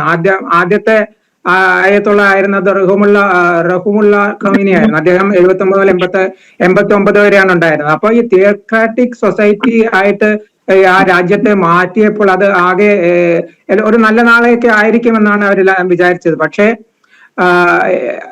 ഇത് അങ്ങനെയല്ല സംഭവിച്ചത്. ഒരു 70-കളിലാണ് ഈ ന്യൂക്ലിയറിന്റെ ഒരു ഇതിന് ഷാ അധികാരത്തിലായിരിക്കുമ്പോൾ US അവരെ സഹായിക്കുന്നത്. അത് 79-ൽ ഇങ്ങനെ തക്ത പലട്ടെ എന്നവർ പറഞ്ഞ പോലെ അധികാരം മാറിയപ്പോൾ US പിന്മാറി. അപ്പൊ അതിനുവേണ്ടി സാങ്ഷൻ കൊടുത്തു. അങ്ങനെയുള്ള കാര്യങ്ങളാണ് ന്യൂക്ലിയർ ആകാണ്ടിരിക്കാനുള്ള കാര്യങ്ങൾ ചെയ്തു. പക്ഷെ ഈ അവരുടെ നമ്പർ കുറെ ഇങ്ങനെ എയിമുകൾ ഉണ്ടായിരുന്നതിൽ ഒന്ന് ഈ ജൂതന്മാർക്കെതിരായുള്ള അവരെ ഈ ഭൂപടത്തിൽ നിന്ന് തുടച്ചു മാറ്റണം എന്നുള്ള ഒരു പ്രധാന പോയിന്റുകൾ ഒന്ന് അതായിട്ട് വന്നു. എന്ന് വെച്ചാൽ അവര് വിചാരിച്ചത്, ഇറാൻ വിചാരിക്കുന്നത് ഈ പാലസ്തീനുകൾക്ക് അവർക്കായിരുന്നു ഈ ജൂതരാഷ്ട്രം അല്ലാതെ പലസ്തീനുകൾക്ക് വേണ്ട രാഷ്ട്രമായിരുന്നു. അതുകൊണ്ട് ഇവിടുത്തെ അൺവാണ്ടഡ് ആളുകളാണ് ഈ ജൂതന്മാർക്ക്, ഇവർക്ക് അങ്ങനെ ഒരു രാഷ്ട്രത്തിനുള്ള അധികാരമില്ല എന്നുള്ള കാര്യങ്ങളാണ്. പക്ഷെ ഇപ്പൊ നമ്മളെല്ലാം മനസ്സിലാക്കുന്നത് പോലെ ഈ രണ്ട് ഭൂപ്രദേശങ്ങളും തമ്മിൽ ഒരു അയൽ രാജ്യമാകേണ്ട കാര്യമില്ലായിരുന്നു. അതുകൊണ്ട് ഈ ഇസ്രായേലിനെതിരായിട്ട് അവരുടെ നിലനിൽപ്പിന്റെ കാര്യം തുടക്കം മുതൽ എല്ലാവർക്കും അറിയാവുന്നല്ലോ. 48-ലെ യുദ്ധമാകട്ടെ, അവിടുത്തെ എല്ലാ അയൽക്കാരും കൂടെയാണ് ഇവരുടെ മേലിലേക്ക്. അന്നൊരു നല്ലൊരു ഗവൺമെന്റ് പോലെയോ നല്ലൊരു ആർമി പോലെയോ ഒന്നും ഉണ്ടായിരുന്നില്ല. ഈ ബ്രിട്ടനെതിരായിട്ടൊക്കെ യുദ്ധം ചെയ്തുകൊണ്ടിരുന്ന ആ ഒരു മലേഷ്യയൊക്കെ ഒരുമിച്ചാണ് അവര് പിടിച്ചു നിന്നത്. അപ്പൊ അവരുടെ എല്ലാം പുറകിലുണ്ടായിരുന്നത് അവരുടെ എക്സിസ്റ്റ് ചെയ്യണം എന്നുള്ള ആ ഒരു ആകാംക്ഷ, അതിന്റെ അത്യാവശ്യം. അതുകൊണ്ടാണ് അവർ ആ ഒരു രാഷ്ട്രം ഓൾഡാമീറിനെ കൂട്ടോ അതിന് മുമ്പുള്ള ബംഗാറിയനെ കൂട്ടുള്ള ആൾക്കാരുടെ നേതൃത്വത്തിനോട് കൂടി അവര് അങ്ങനെ ഒരു രാഷ്ട്രമായിട്ട് നിന്നു. 48-ൽ അവര് ശിഥിലീകരിച്ച് പോകേണ്ടതാണ്. അതുപോലെ തന്നെ 67-ലെ വാറില്, 73-ലെ വാറില്, അതുപോലെ 73 വാറില് ഇസ്രായേൽ ടോട്ടലി സർപ്രൈസ് ആയി പോയായിരുന്നു. അവർ 23 പ്രാവശ്യം അവരുടെ നദി വരും എന്നിട്ട് തിരിച്ചു പോകും. 23ാമത്തെ പ്രാവശ്യമാണ് അവർ ക്രോസ് ചെയ്തത്. അത് യോം കിപ്പർ ദിനമായിരുന്നു അന്ന്. ഇപ്പൊ ഇവിടെ പിന്നെ നടന്നതുപോലെ ഈ യോം കിപ്പർ ദിനത്തിലായിരുന്നു അന്നും 73-ൽ നടന്നത്. അത് അന്ന് ഒരു തുടക്കത്തിൽ റിവേഴ്സലായിരുന്നു. പക്ഷെ അത് സ്വന്തം വിജയമാക്കി മാറ്റി 73-ല് അവര് വിജയിച്ചു. അപ്പോ ഈ ഞാൻ പറഞ്ഞു വരുന്നത് അവരുടെ നിലനിൽപ്പിനുള്ള ഒരു യുദ്ധമാണ് അവർ ചെയ്തുകൊണ്ടിരിക്കുന്നത്. അപ്പോ ഇറാൻ വിചാരിക്കാത്ത തരത്തിലുള്ള അവര് NPT സൈൻ ചെയ്തിട്ടുണ്ട്. നോൺ പ്രൊളിഫറേഷൻ ട്രീറ്റിയില് 1968-ല് ഇറാൻ സൈൻ ചെയ്തിട്ടുണ്ട്. അവർക്ക് ന്യൂക്ലിയർ ബോംബ് ഉണ്ടാക്കുന്ന, ന്യൂക്ലിയർ ബോംബ് അവർക്ക് എന്തിനാണ് ഉണ്ടാക്കുന്നത്? ഇസ്രായേലോ വേറെ ഒരു രാജ്യങ്ങളോ അവർക്കെതിരായിട്ടുണ്ടായിട്ടില്ല. VP ശ്രീ പത്മനാഭൻ, അതായത് G7 ഉച്ചകോടി കഴിയും മുമ്പേ ട്രംപ് അവിടെ നിന്ന് പോയി. ഇറാൻ ഈ യുദ്ധം ജയിക്കാനാവില്ലെന്ന് ട്രംപ് പറഞ്ഞു. അതിനൊക്കെ അപ്പുറം ഒരു ആക്ഷനിലേക്ക് പോകാൻ അമേരിക്കയ്ക്ക് കഴിഞ്ഞോ? അമേരിക്കയ്ക്ക് ഈ വിഷയത്തിൽ നിസ്സംഗതയോ? അല്ല, ഒരു കാര്യം സത്യമാണ്. ഇപ്പൊ നേരത്തെ റെജി ലൂക്കോസ് പറഞ്ഞതുപോലെ അമേരിക്കയുടെ 51ാമത്തെ എന്താ പറയാ പ്രവിശ്യയാണ് ഇസ്രായേൽ എന്ന് പറയുന്നതിൽ അതിശയോക്തിയൊന്നുമില്ല. അത് വസ്തുതാപരമായ തെറ്റാണെങ്കിലും അത് മറ്റു പല ഘടകങ്ങൾ വെച്ച് നോക്കുമ്പോഴും അതിൽ കുറെ സത്യമുണ്ട്. കാരണം നോക്കൂ, ആധുനിക കാലഘട്ടത്തിലെ യുദ്ധത്തിന് ഏറ്റവും ആവശ്യമായി വേണ്ടത് സാറ്റലൈറ്റുകളാണ്. ഉപഗ്രഹങ്ങൾ വഴി ട്രേസ് ചെയ്ത് എന്തിനെയാണോ നശിപ്പിക്കാൻ ഉദ്ദേശിക്കുന്നത്, ആരെയാണോ നശിപ്പിക്കാൻ ഉദ്ദേശിക്കുന്നത്, അവരുടെ ചലനങ്ങൾ മാസങ്ങൾക്ക് മുമ്പ് അല്ലെങ്കിൽ വർഷങ്ങൾക്ക് മുമ്പ് കൃത്യമായി മോണിറ്റർ ചെയ്ത് അവര് ഏത് സ്ഥലത്തുണ്ട്, അവരിപ്പോൾ എന്താണ് ചെയ്യുന്നത്, ഇരിക്കുകയാണോ നിൽക്കുകയാണോ എന്ന് പോലും മനസ്സിലാക്കി കൃത്യമായി എക്സിക്യൂട്ട് ചെയ്യാൻ ഇവിടുന്ന് അയക്കുന്ന മിസൈലുകളോ അല്ലെങ്കിൽ ആകാശത്തു നിന്ന് വരുന്ന വിമാനങ്ങളിൽ നിന്നും വരുന്ന എന്താ പറയാ വാർഹെഡോ, അതൊക്കെ കൃത്യമായി പതിക്കാനുള്ള സാങ്കേതിക വിദ്യയാണ് ഇന്ന് യുദ്ധത്തെ എന്താ പറയാ മേൽക്കോയ്മ കൊടുക്കുന്നത്. ഇപ്പോ ഇന്ത്യക്ക് പാകിസ്ഥാനിൽ പോയി കൃത്യമായി ഒരു യുദ്ധവിമാനം പോലും പാക് അതിർത്തി ലംഘിച്ചിട്ടില്ല. ഒരു പട്ടാളക്കാരൻ പോലും പാക് അതിർത്തി ലംഘിച്ചിട്ടില്ല. പക്ഷെ കൃത്യമായി അവിടുത്തെ തീവ്രവാദ കേന്ദ്രങ്ങളിൽ കൃത്യമായി എവിടെയാണോ ഉള്ളിലേക്ക് പ്രവേശിക്കാനുള്ള ദ്വാരമുള്ളത് അവിടെ തന്നെ പോയി നമ്മുടെ മിസൈൽ വീഴുന്നു. പാകിസ്ഥാന്റെ വ്യോമ കേന്ദ്രങ്ങൾ ഇപ്പൊ നൂർഖാനിലൊക്കെ സംഭവിച്ചത് അത്ഭുതത്തോടു കൂടിയാണ് ലോകം കാണുന്നത്. ഇതിന്റെയൊക്കെ കുറച്ചും കൂടി ഡെവലപ്ഡ് ആയ വേർഷനാണ് ഇസ്രായേലിന്റെ കയ്യിലുള്ളത്. അതിന് കാരണം അമേരിക്കയാണ്. അമേരിക്കൻ സാറ്റലൈറ്റ് ഇറാനെ അരിച്ചു പെറുക്കുകയാണ്. ഓർമ്മയുണ്ടോ സുലൈമാനിയെ കൊന്നത്? സുലൈമാനിയെ അമേരിക്ക കൊന്നത് ജോ ബൈഡന്റെ കാലത്താണ്. ഒരു വാഹനത്തിൽ പോയിക്കൊണ്ടിരിക്കെ കൃത്യമായി കൊന്നു. അപ്പൊ ആ വാഹനം ആരുടേതാണ് കൃത്യമായി മനസ്സിലാക്കിയിട്ടാണ് എക്സിക്യൂട്ട് ചെയ്തിരിക്കുന്നത്. അപ്പൊ ഈ അമേരിക്കയുടെ സഹായം ഇസ്രായേലിനുണ്ട്.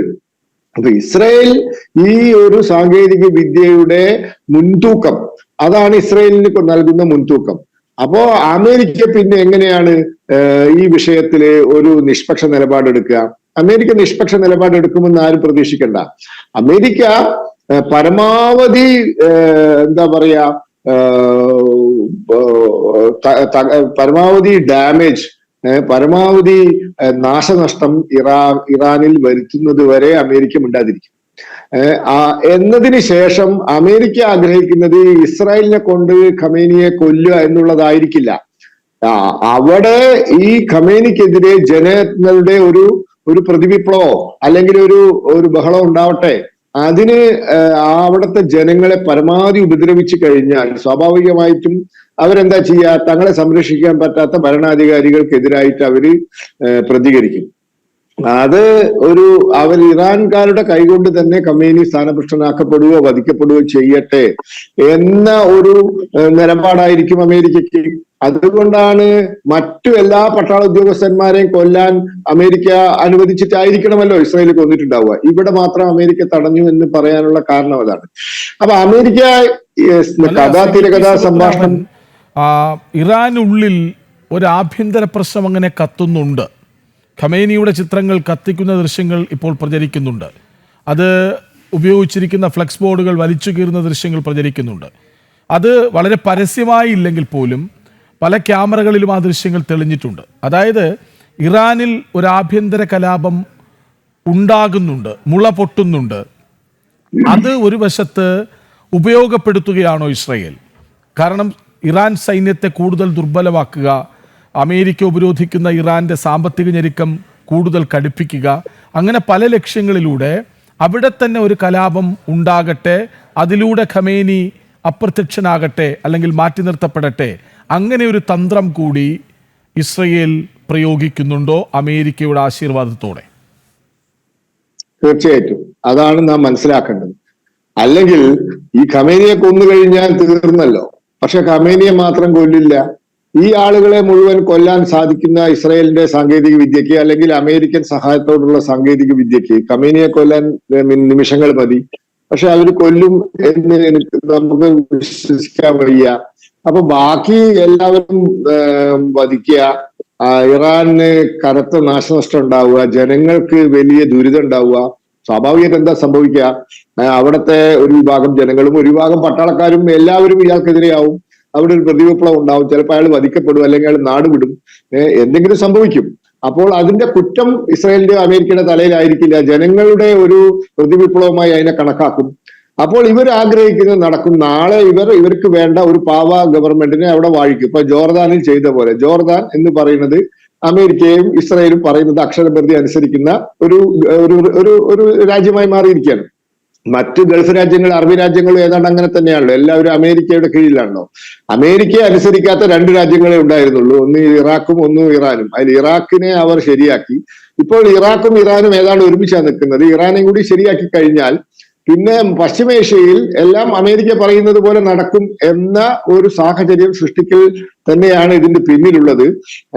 അല്ലാതെ പാകിസ്ഥാൻ അണുവായുധം ഉണ്ടാക്കുമ്പോൾ പ്രതിഷേധിക്കാത്ത അമേരിക്കയ്ക്ക് ഇറാൻ അണുവായുധം ഉണ്ടാക്കുമ്പോൾ പ്രതിഷേധിക്കേണ്ട വലിയ ആവശ്യമൊന്നുമില്ല. അപ്പൊ ഇതൊക്കെ അവരുടെ രാഷ്ട്രീയമാണ്, അമേരിക്കയുടെ രാഷ്ട്രീയമാണ്, ഇസ്രായേലിന്റെ രാഷ്ട്രീയമാണ്. ദൗർഭാഗ്യം എന്ന് പറയട്ടെ, ഇവർ രണ്ടു കൂട്ടരും, ഇറാനും ഇസ്രായേലും നമ്മുടെ സൗഹൃദ രാഷ്ട്രങ്ങളായിപ്പോയി. ഇത് അവസാനിപ്പിക്കുന്നതാണ് അവർക്കും ലോകത്തിനും നല്ലത് എന്നാണ് ഇന്ത്യയുടെ അഭിപ്രായം. അങ്ങനെയാണ് ഇന്ത്യ പറഞ്ഞിട്ടുള്ളത്. യെസ്, ഏതായാലും ഇറാൻ വലിയ പ്രതിരോധത്തിലാണ്. ശ്രീ റെജി ലൂക്കോസ്, ഒരു ആണവായുധം ഉള്ള രാജ്യമാകാൻ ഇറാൻ ഇത്ര ധൃതി എന്താണ്? ആണവരാഷ്ട്രമാകാനുള്ള അത്യാഗ്രഹമോ ഇറാൻ നേരിടുന്ന വലിയ പ്രതിസന്ധി? അല്ല, അത് ഓരോ രാജ്യത്തിന്റെ സ്വാതന്ത്ര്യമാണ്. ഇപ്പൊ നമ്മൾ ആണവരാജ്യമാണ്, വെളിവും വെള്ളിയാഴ്ചയില്ലാതെ പാകിസ്ഥാൻ ആണവരാജ്യമാണ്. 82ഓളം ആണവ ആയുധങ്ങളും ബോംബുകളും ഉണ്ട് ഇസ്രായേലിൽ നിന്നാണ് വ്യക്തമായത്. പക്ഷെ ഇസ്രായേൽ സമ്മതിക്കത്തില്ല. അപ്പൊ അതിലും നമ്മൾ കുറ്റപ്പെടുത്താൻ പറ്റില്ല. പക്ഷെ അത് എങ്ങനെ പ്രയോഗിക്കുന്നുള്ളതാണ് വിഷയം. ഇപ്പൊ ഞാനൊരു ഉദാഹരണം പറയാം. ഇപ്പൊ കൃഷ്ണ ചോദിച്ചതിന് മറുപടിയായിട്ട് അവർക്ക് എന്താ അവകാശം എന്ന് ചോദിച്ചാൽ അവകാശം എല്ലാവർക്കും ഉണ്ട്. അവർക്ക് ആരാ സപ്ലൈ ചെയ്തത്? ഒരു മോസ്റ്റ് ഡേഞ്ചറസ് രാഷ്ട്രമാണ്. അതായത് വടക്കൻ കൊറിയയാണ് ഇവർക്ക് ടെക്നോളജി കൊടുത്തതും ഈവൻ യുറേനിയം കൊടുത്തതും അവരാണെന്നാണ് പറയുന്നത്. അപ്പൊ ഈ വടക്കൻ കൊറിയ എന്ന് പറയുന്നത് എന്തിനു പോകുന്ന ഒരു രാജ്യം, ആ ഭരണത്തലവനെ കുറിച്ച് നമുക്കറിയാം. അപ്പൊ അതൊരു ഡേഞ്ചറസ് പ്ലേ അവർ നടത്തുന്നൊരു ഭയമാണ് ഈ ഇസ്രായേലിനെ സംബന്ധിച്ചുള്ളൂ. ഇത് ഇസ്രായേലിന് മാത്രമല്ല, ഗൾഫ് രാജ്യങ്ങൾക്കും ഉണ്ട്. കാരണം ഇതൊരു ഷിയ രാജ്യവും ഗൾഫ് രാജ്യങ്ങളും സുന്നി രാജ്യങ്ങളും, സൗദി, ബഹ്റൈൻ പോലുള്ള രാജ്യങ്ങൾ, ഈ UAE എല്ലാം. അപ്പൊ അവർക്കിട്ട് പ്രയോഗിക്കുന്ന ഒരു സംശയമുണ്ട്. അത് ന്യായമാണ്. കാരണം വെച്ചാല് ഹൂതി വിമതന്മാര് മിക്കവാറും സൗദിക്കിട്ട് മിസൈൽ അയക്കും. പിന്നെ അത് അവര് എയറിൽ തടയുവാണ്. അവർക്ക് ഈ ഹൂതി വിമതന്മാരാരാ? ഇറാന്റെ പ്രോക്സിയാ. അതുകൊണ്ട് അപ്പൊ ആ ഒരു ഭയം അവർക്കുണ്ട്. കാരണം ഇവരെ വരുതിയിൽ നിർത്താൻ വേണ്ടിയിട്ട് ഇറാൻ അത് ചെയ്യാൻ വരായില്ല. എല്ലാ രീതിയിലും ഇരട്ട മുഖമുള്ള തുർക്കി എന്ന് പറഞ്ഞ രാജ്യം പോലും ഡേഞ്ചറസ് ആണ്. ഈ എർദോഗാൻ എന്ന് ഒരിക്കലും വിശ്വസിക്കാൻ പറ്റത്തില്ല. അതൊക്കെ അവരുടെ ഭയമാണ്. അവകാശത്തെ ചോദ്യം ചെയ്യാൻ പറ്റത്തില്ല. പക്ഷെ ഇതിനകത്ത് ഏറ്റവും കൗതുകരമായ ഒന്ന് രണ്ട് ആസ്പെക്ട് ഉണ്ട് കൃഷ്ണാജയ. എന്താണെന്ന് വെച്ചാല്, ഈ അമേരിക്കൻ പ്രസിഡന്റ് ട്രംപ് രണ്ടാം അധികാരത്തിലേറിയപ്പോൾ ആദ്യം സന്ദർശിച്ച വിദേശ രാജ്യം സൗദി അറേബ്യയും ഖത്തർ ഉൾപ്പെടെയുള്ള 3 വിദേശ രാജ്യങ്ങളാണ്. സൗദിയിലാണ് ആദ്യം ലാൻഡ് ചെയ്തത്. അന്ന് അദ്ദേഹത്തിന് ഒരു രഹസ്യ അജണ്ട ഉണ്ടായിരുന്നു. വിദേശ മാധ്യമങ്ങൾ റിപ്പോർട്ട് ചെയ്തതാ. എന്താ വെച്ചാൽ ഒരു സുന്നി രാജ്യങ്ങളിൽ ഒരു ഐക്യം ഉണ്ടാക്കുക. അത് ഇറാനെതിരെയുള്ള ഒരു നീക്കമാണത്. അതിനകത്ത് പാകിസ്ഥാനും കൂടെ ഉൾപ്പെടുത്തുക. ട്രംപിന്റെ ഒരു അജണ്ടയായിരുന്നത്. പാകിസ്ഥാനെ ഉൾപ്പെടുത്തുക എന്ന് പറയുമ്പോഴത്തേക്കും നമുക്കൊരു ഭീഷണിയാണ്. അതുകൊണ്ടാണല്ലോ ഈ പാകിസ്ഥാനുമായിട്ട് നമ്മളൊരു പ്രത്യാക്രമണ ഇതുണ്ടായപ്പോൾ പഹൽഗാം വിഷയത്തിന്റെ കോൺസിക്വൻസ് ആയിട്ട്, പിന്നെ കോൺസിക്വൻസ് പറയാൻ പറ്റില്ല, നമ്മൾ തിരിച്ചടിച്ചപ്പോൾ ഈ ട്രംപ് കാര്യമായിട്ടൊന്നും അതിനകത്ത് ഇടപെട്ടിട്ടൊന്നുമില്ല. ട്രംപ് പാകിസ്ഥാനോട് താക്കീത് കൊടുത്തിട്ടൊന്നുമില്ല. അവസാനം 2 രാജ്യങ്ങളും ജബീലെത്തുന്നത് മാത്രം ഒരു അണുകുഴപ്പം വർത്താനേ പറഞ്ഞിട്ടുള്ളൂ. അപ്പൊ ട്രംപിനെ സംബന്ധിച്ചോളം പുതിയ അമേരിക്കൻ നയം എന്ന് പറയുന്നത് നമുക്കും അത്ര അക്സെപ്റ്റബിൾ ആയിട്ടുള്ള നയമല്ല. നമ്മുടെ പിന്നെ ഇന്ത്യൻസിനോട് കാണിക്കുന്ന പക്ഷഭേദം ഇന്ന് വരെ അമേരിക്കയിലെ ഒരു രാജ്യം ഒരു ഭരണകർത്താവും ചെയ്യാത്തുള്ള ഡിസ്ക്രിമിനേഷനോട് കാണിക്കുന്നുള്ളവരും അമേരിക്ക ജീവിച്ചിട്ടുള്ളതാണെന്നുള്ള നിലയ്ക്ക് അവിടുത്തെ ആളുകളായിട്ടൊക്കെ സംബന്ധിക്കും നമുക്ക് മാധ്യമങ്ങളിലൂടെയൊക്കെ നമുക്ക് വ്യക്തമാകുന്നൊരു കാര്യമാണ്. അപ്പൊ അവിടെ ട്രംപിനൊരു ഗൂഢലക്ഷ്യമുണ്ട്. ആ ട്രംപിന്റെ അല്ലെ അമേരിക്കയുടെ ലക്ഷ്യം എന്ന് പറയുന്നത് ഇസ്രായേലിനെ കൊണ്ട് പിന്നെ ഒരു പരിധി പറയുകയാണെന്നുണ്ടെങ്കിൽ ഞാൻ നേരത്തെ പറഞ്ഞ പോലെ തന്നെ അമേരിക്കയുടെ ഒരു സ്വന്തം പിന്നെ പ്രവിശ്യ പോലെയാണ് ഇസ്രായേൽ എന്ന് പറയുന്നത്. കാരണം എന്താ അറിയോ? ഇസ്രായേൽ എന്ന് പറയുന്ന രാജ്യത്തിനെ നിയന്ത്രിക്കുന്നത്, ലോകത്തെ ഒരു പരിധി വരെ സമ്പദ്ഘടന നിയന്ത്രിക്കുന്നു. അതിലുപരിയായി അമേരിക്കയുടെ ഭരണചക്രം തിരിക്കുന്നതിൽ നിർണായക പങ്ക് വഹിക്കുന്ന ജ്യൂസിനെ എഴുത്തള്ളി അമേരിക്കയിൽ ഒരു ഭരണകൂടത്തിന് മുന്നോട്ട് പോകാൻ പറ്റുന്നില്ല. അത് ചരിത്രം 48 ഈ രാജ്യം തുടങ്ങിയ കാലം പോലുള്ള സത്യമാണ്. ലോകത്തിൽ ഐക്യരാഷ്ട്രം പ്രഖ്യാപിച്ച ഏക രാഷ്ട്രം എന്ന് പറയുന്നത് ഇസ്രായേൽ 1948.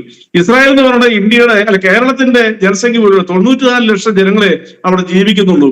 വില കൊടുത്ത് വാങ്ങിച്ച ഭൂമിയാണ് അവരിപ്പോ ഇതുവരെ എന്നും യുദ്ധമാണ് അവിടെ. ഇപ്പൊ ഞാൻ മനസ്സിലാക്കിയെടുത്തോളം ഇസ്രായേൽ ചെറിയ ക്ഷീണം ഇസ്രായേലിന് പറ്റിയിട്ടുണ്ടെന്ന് പറയാൻ പറ്റുന്നില്ല. കാരണം ഈ ഇറാഖിന്റെ മിസൈൽസ് അവിടെ അവരാണ് 300ഓളം മിസൈൽ വിട്ടു കഴിഞ്ഞു. പിന്നെ അയൺ ഡോം വെച്ചുകൊണ്ട് അവർ പ്രതിരോധിച്ചു. ആ പ്രതിരോധം പാളിക്കൊണ്ട് ഏതാണ്ട് 12ഓളം മിസൈലുകൾ ടെലവീവിലും പിന്നെ അവരുടെ തൊട്ടടുത്ത് തുറമുഖ നഗരത്തിലൊക്കെ വീണതായിട്ട് നമ്മുടെ മുമ്പിലുണ്ട്. ഇപ്പൊ അവർ പ്രഖ്യാപിച്ചിരിക്കുന്ന 22 പറഞ്ഞേ ഉള്ളൂ. അതിൽ കൂടുതൽ നടന്നിട്ടുണ്ട്. ഇറാനെ സംബന്ധിച്ചോളം കുട്ടികളും സ്ത്രീകളോടൊക്കെ ഏതാണ്ട് അൺഡിക്ലെയർഡ് പിന്നെ മരണമെന്ന് പറയുന്നത് 800 എന്നാ പറയുന്നത്. പക്ഷെ ഇറാൻ സമ്മതിച്ചിരിക്കുന്ന 320 മാത്രമേ ഉള്ളൂ. അപ്പൊ ഇതൊരു ദുരന്തത്തിലേക്ക് തന്നെയാണ് കടന്നുകൊണ്ടിരിക്കുന്നത്.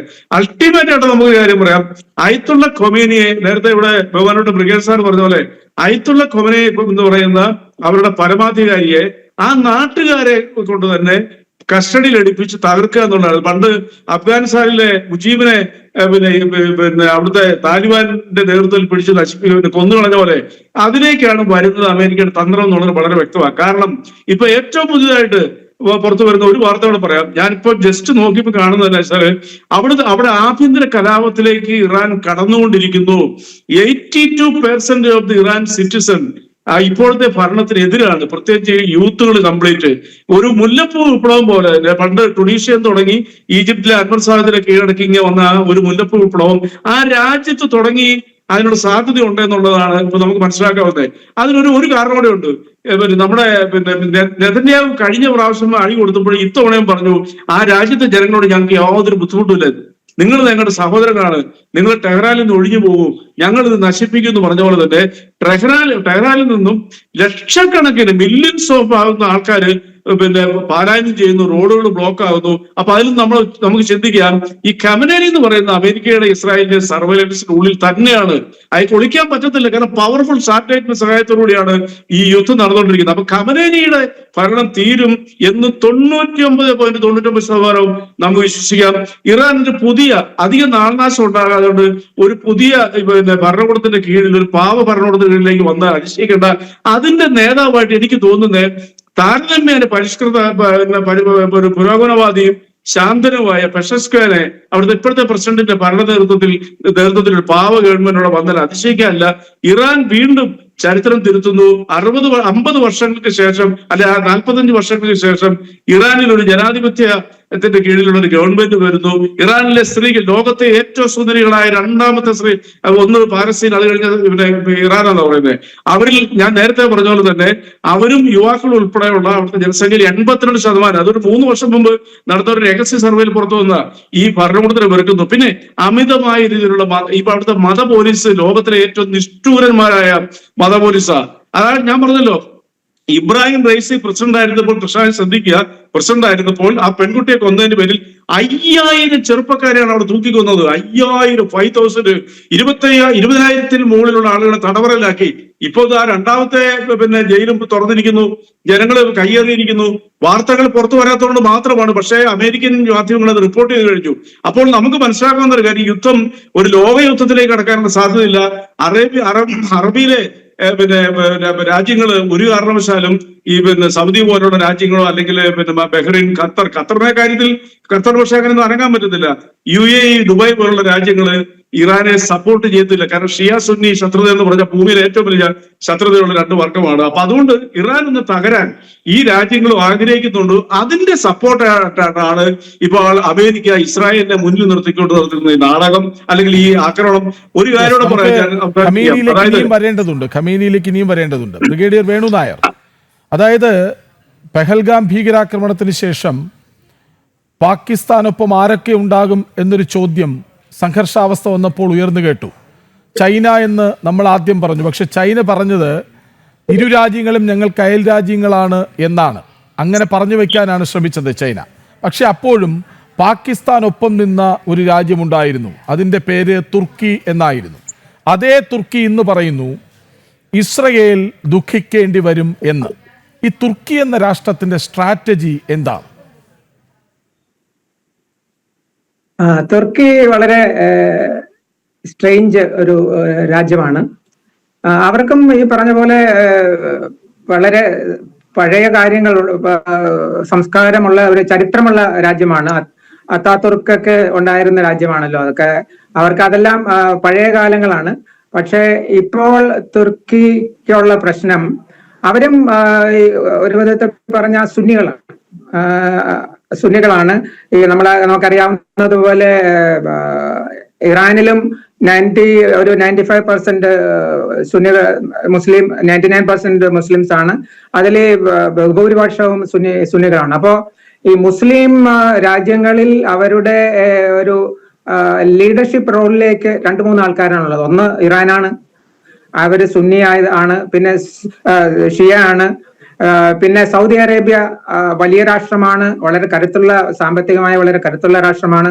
അതിന്റെ കൂടെ തന്നെ ഈ പഴയ കാര്യങ്ങളെയൊക്കെ ഓർമ്മിപ്പിച്ചുകൊണ്ടും ഒക്കെയാണ് എർഡോഗൻ, തുർക്കിയിലെ പ്രസിഡന്റ്, ഇപ്പോൾ നിൽക്കുന്നത്.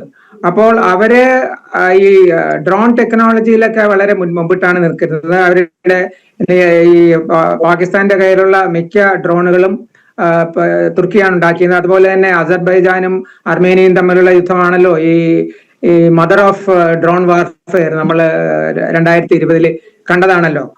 എങ്ങനെ ഒരു യുദ്ധരംഗത്തെ എങ്ങനെ മാറ്റിമറിക്കാം, ഇപ്പോഴത്തെ എങ്ങനെ ഇൻഫൻട്രിയെയും ആർട്ടിലറി ടു ആൻ എക്സ്റ്റെന്റ് അത് നേരിട്ട് അത് പറ്റുമെങ്കിൽ, ഇല്ലെങ്കിൽ ഈ ആർമഡ് കോർ പോലുള്ള ടാങ്കുകളും അതിനോടുള്ള അങ്ങനെയുള്ള ഉപകരണങ്ങളെയൊക്കെ എങ്ങനെ ഇറലവന്റ് ആക്കാമെന്ന് കാണിച്ചു തന്നത് ഈ ഡ്രോൺ യുദ്ധമാണ്. ആർമേനിയയെ പാടെ പരാജയപ്പെടുത്തുകയും ചെയ്തു.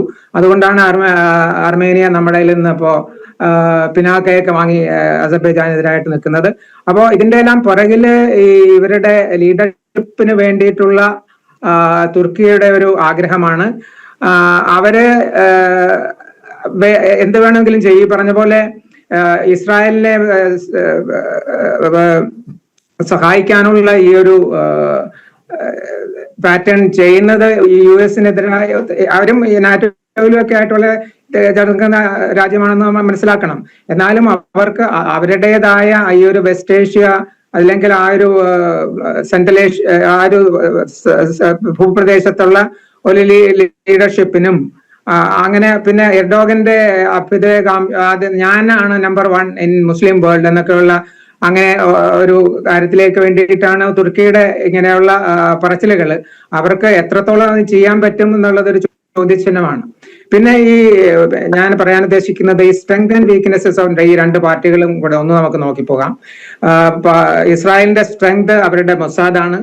മൊസാദ് ഈ കഴിഞ്ഞ 23 ഒക്ടോബർ 7 അവർക്ക് ചെറിയൊരു വലിയ പാളിച്ച പറ്റി. പക്ഷെ അതിനു മുമ്പും അത് കഴിഞ്ഞു. ഇപ്പൊ തന്നെ നമ്മൾ മനസ്സിലാക്കുന്നത് ഇത് ഈ ഇസ്രായേൽ ഇപ്പൊ അറ്റാക്ക് തുടങ്ങിയ അന്ന് തന്നെ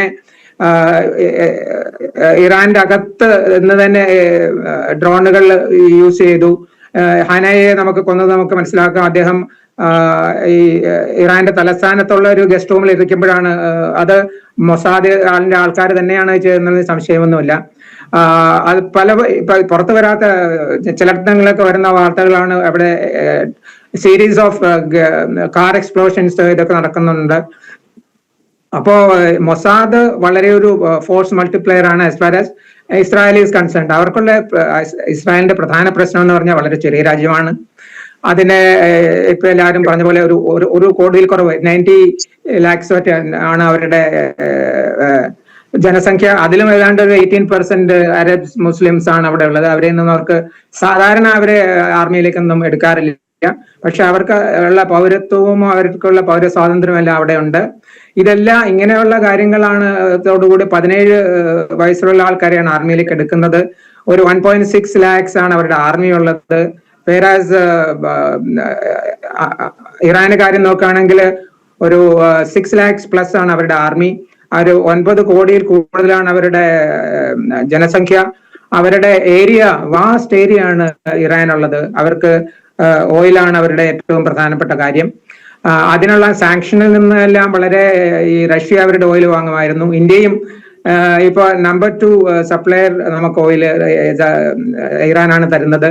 ഇറാനിലുള്ള പ്രശ്നം, അവർക്കുള്ള ഒരു മേൽക്കൈ എന്ന് പറയാവുന്നത് ഈ തിയോക്രാറ്റിക് ഒരു ഗവൺമെന്റും ആൻഡ് സൊസൈറ്റിയുമായി മാറുന്നതിന്റെ ഒരു പ്രധാന കാര്യം, അവർക്കൊരു ഈ ആർമി നേവി എയർഫോഴ്സിന്റെ മുകളില് അവർക്കൊരു സൂപ്പർ മിലിറ്ററി ഉണ്ട്. അതാണ് Islamic republic revolutionary guard core എന്ന് പറയുന്നത്.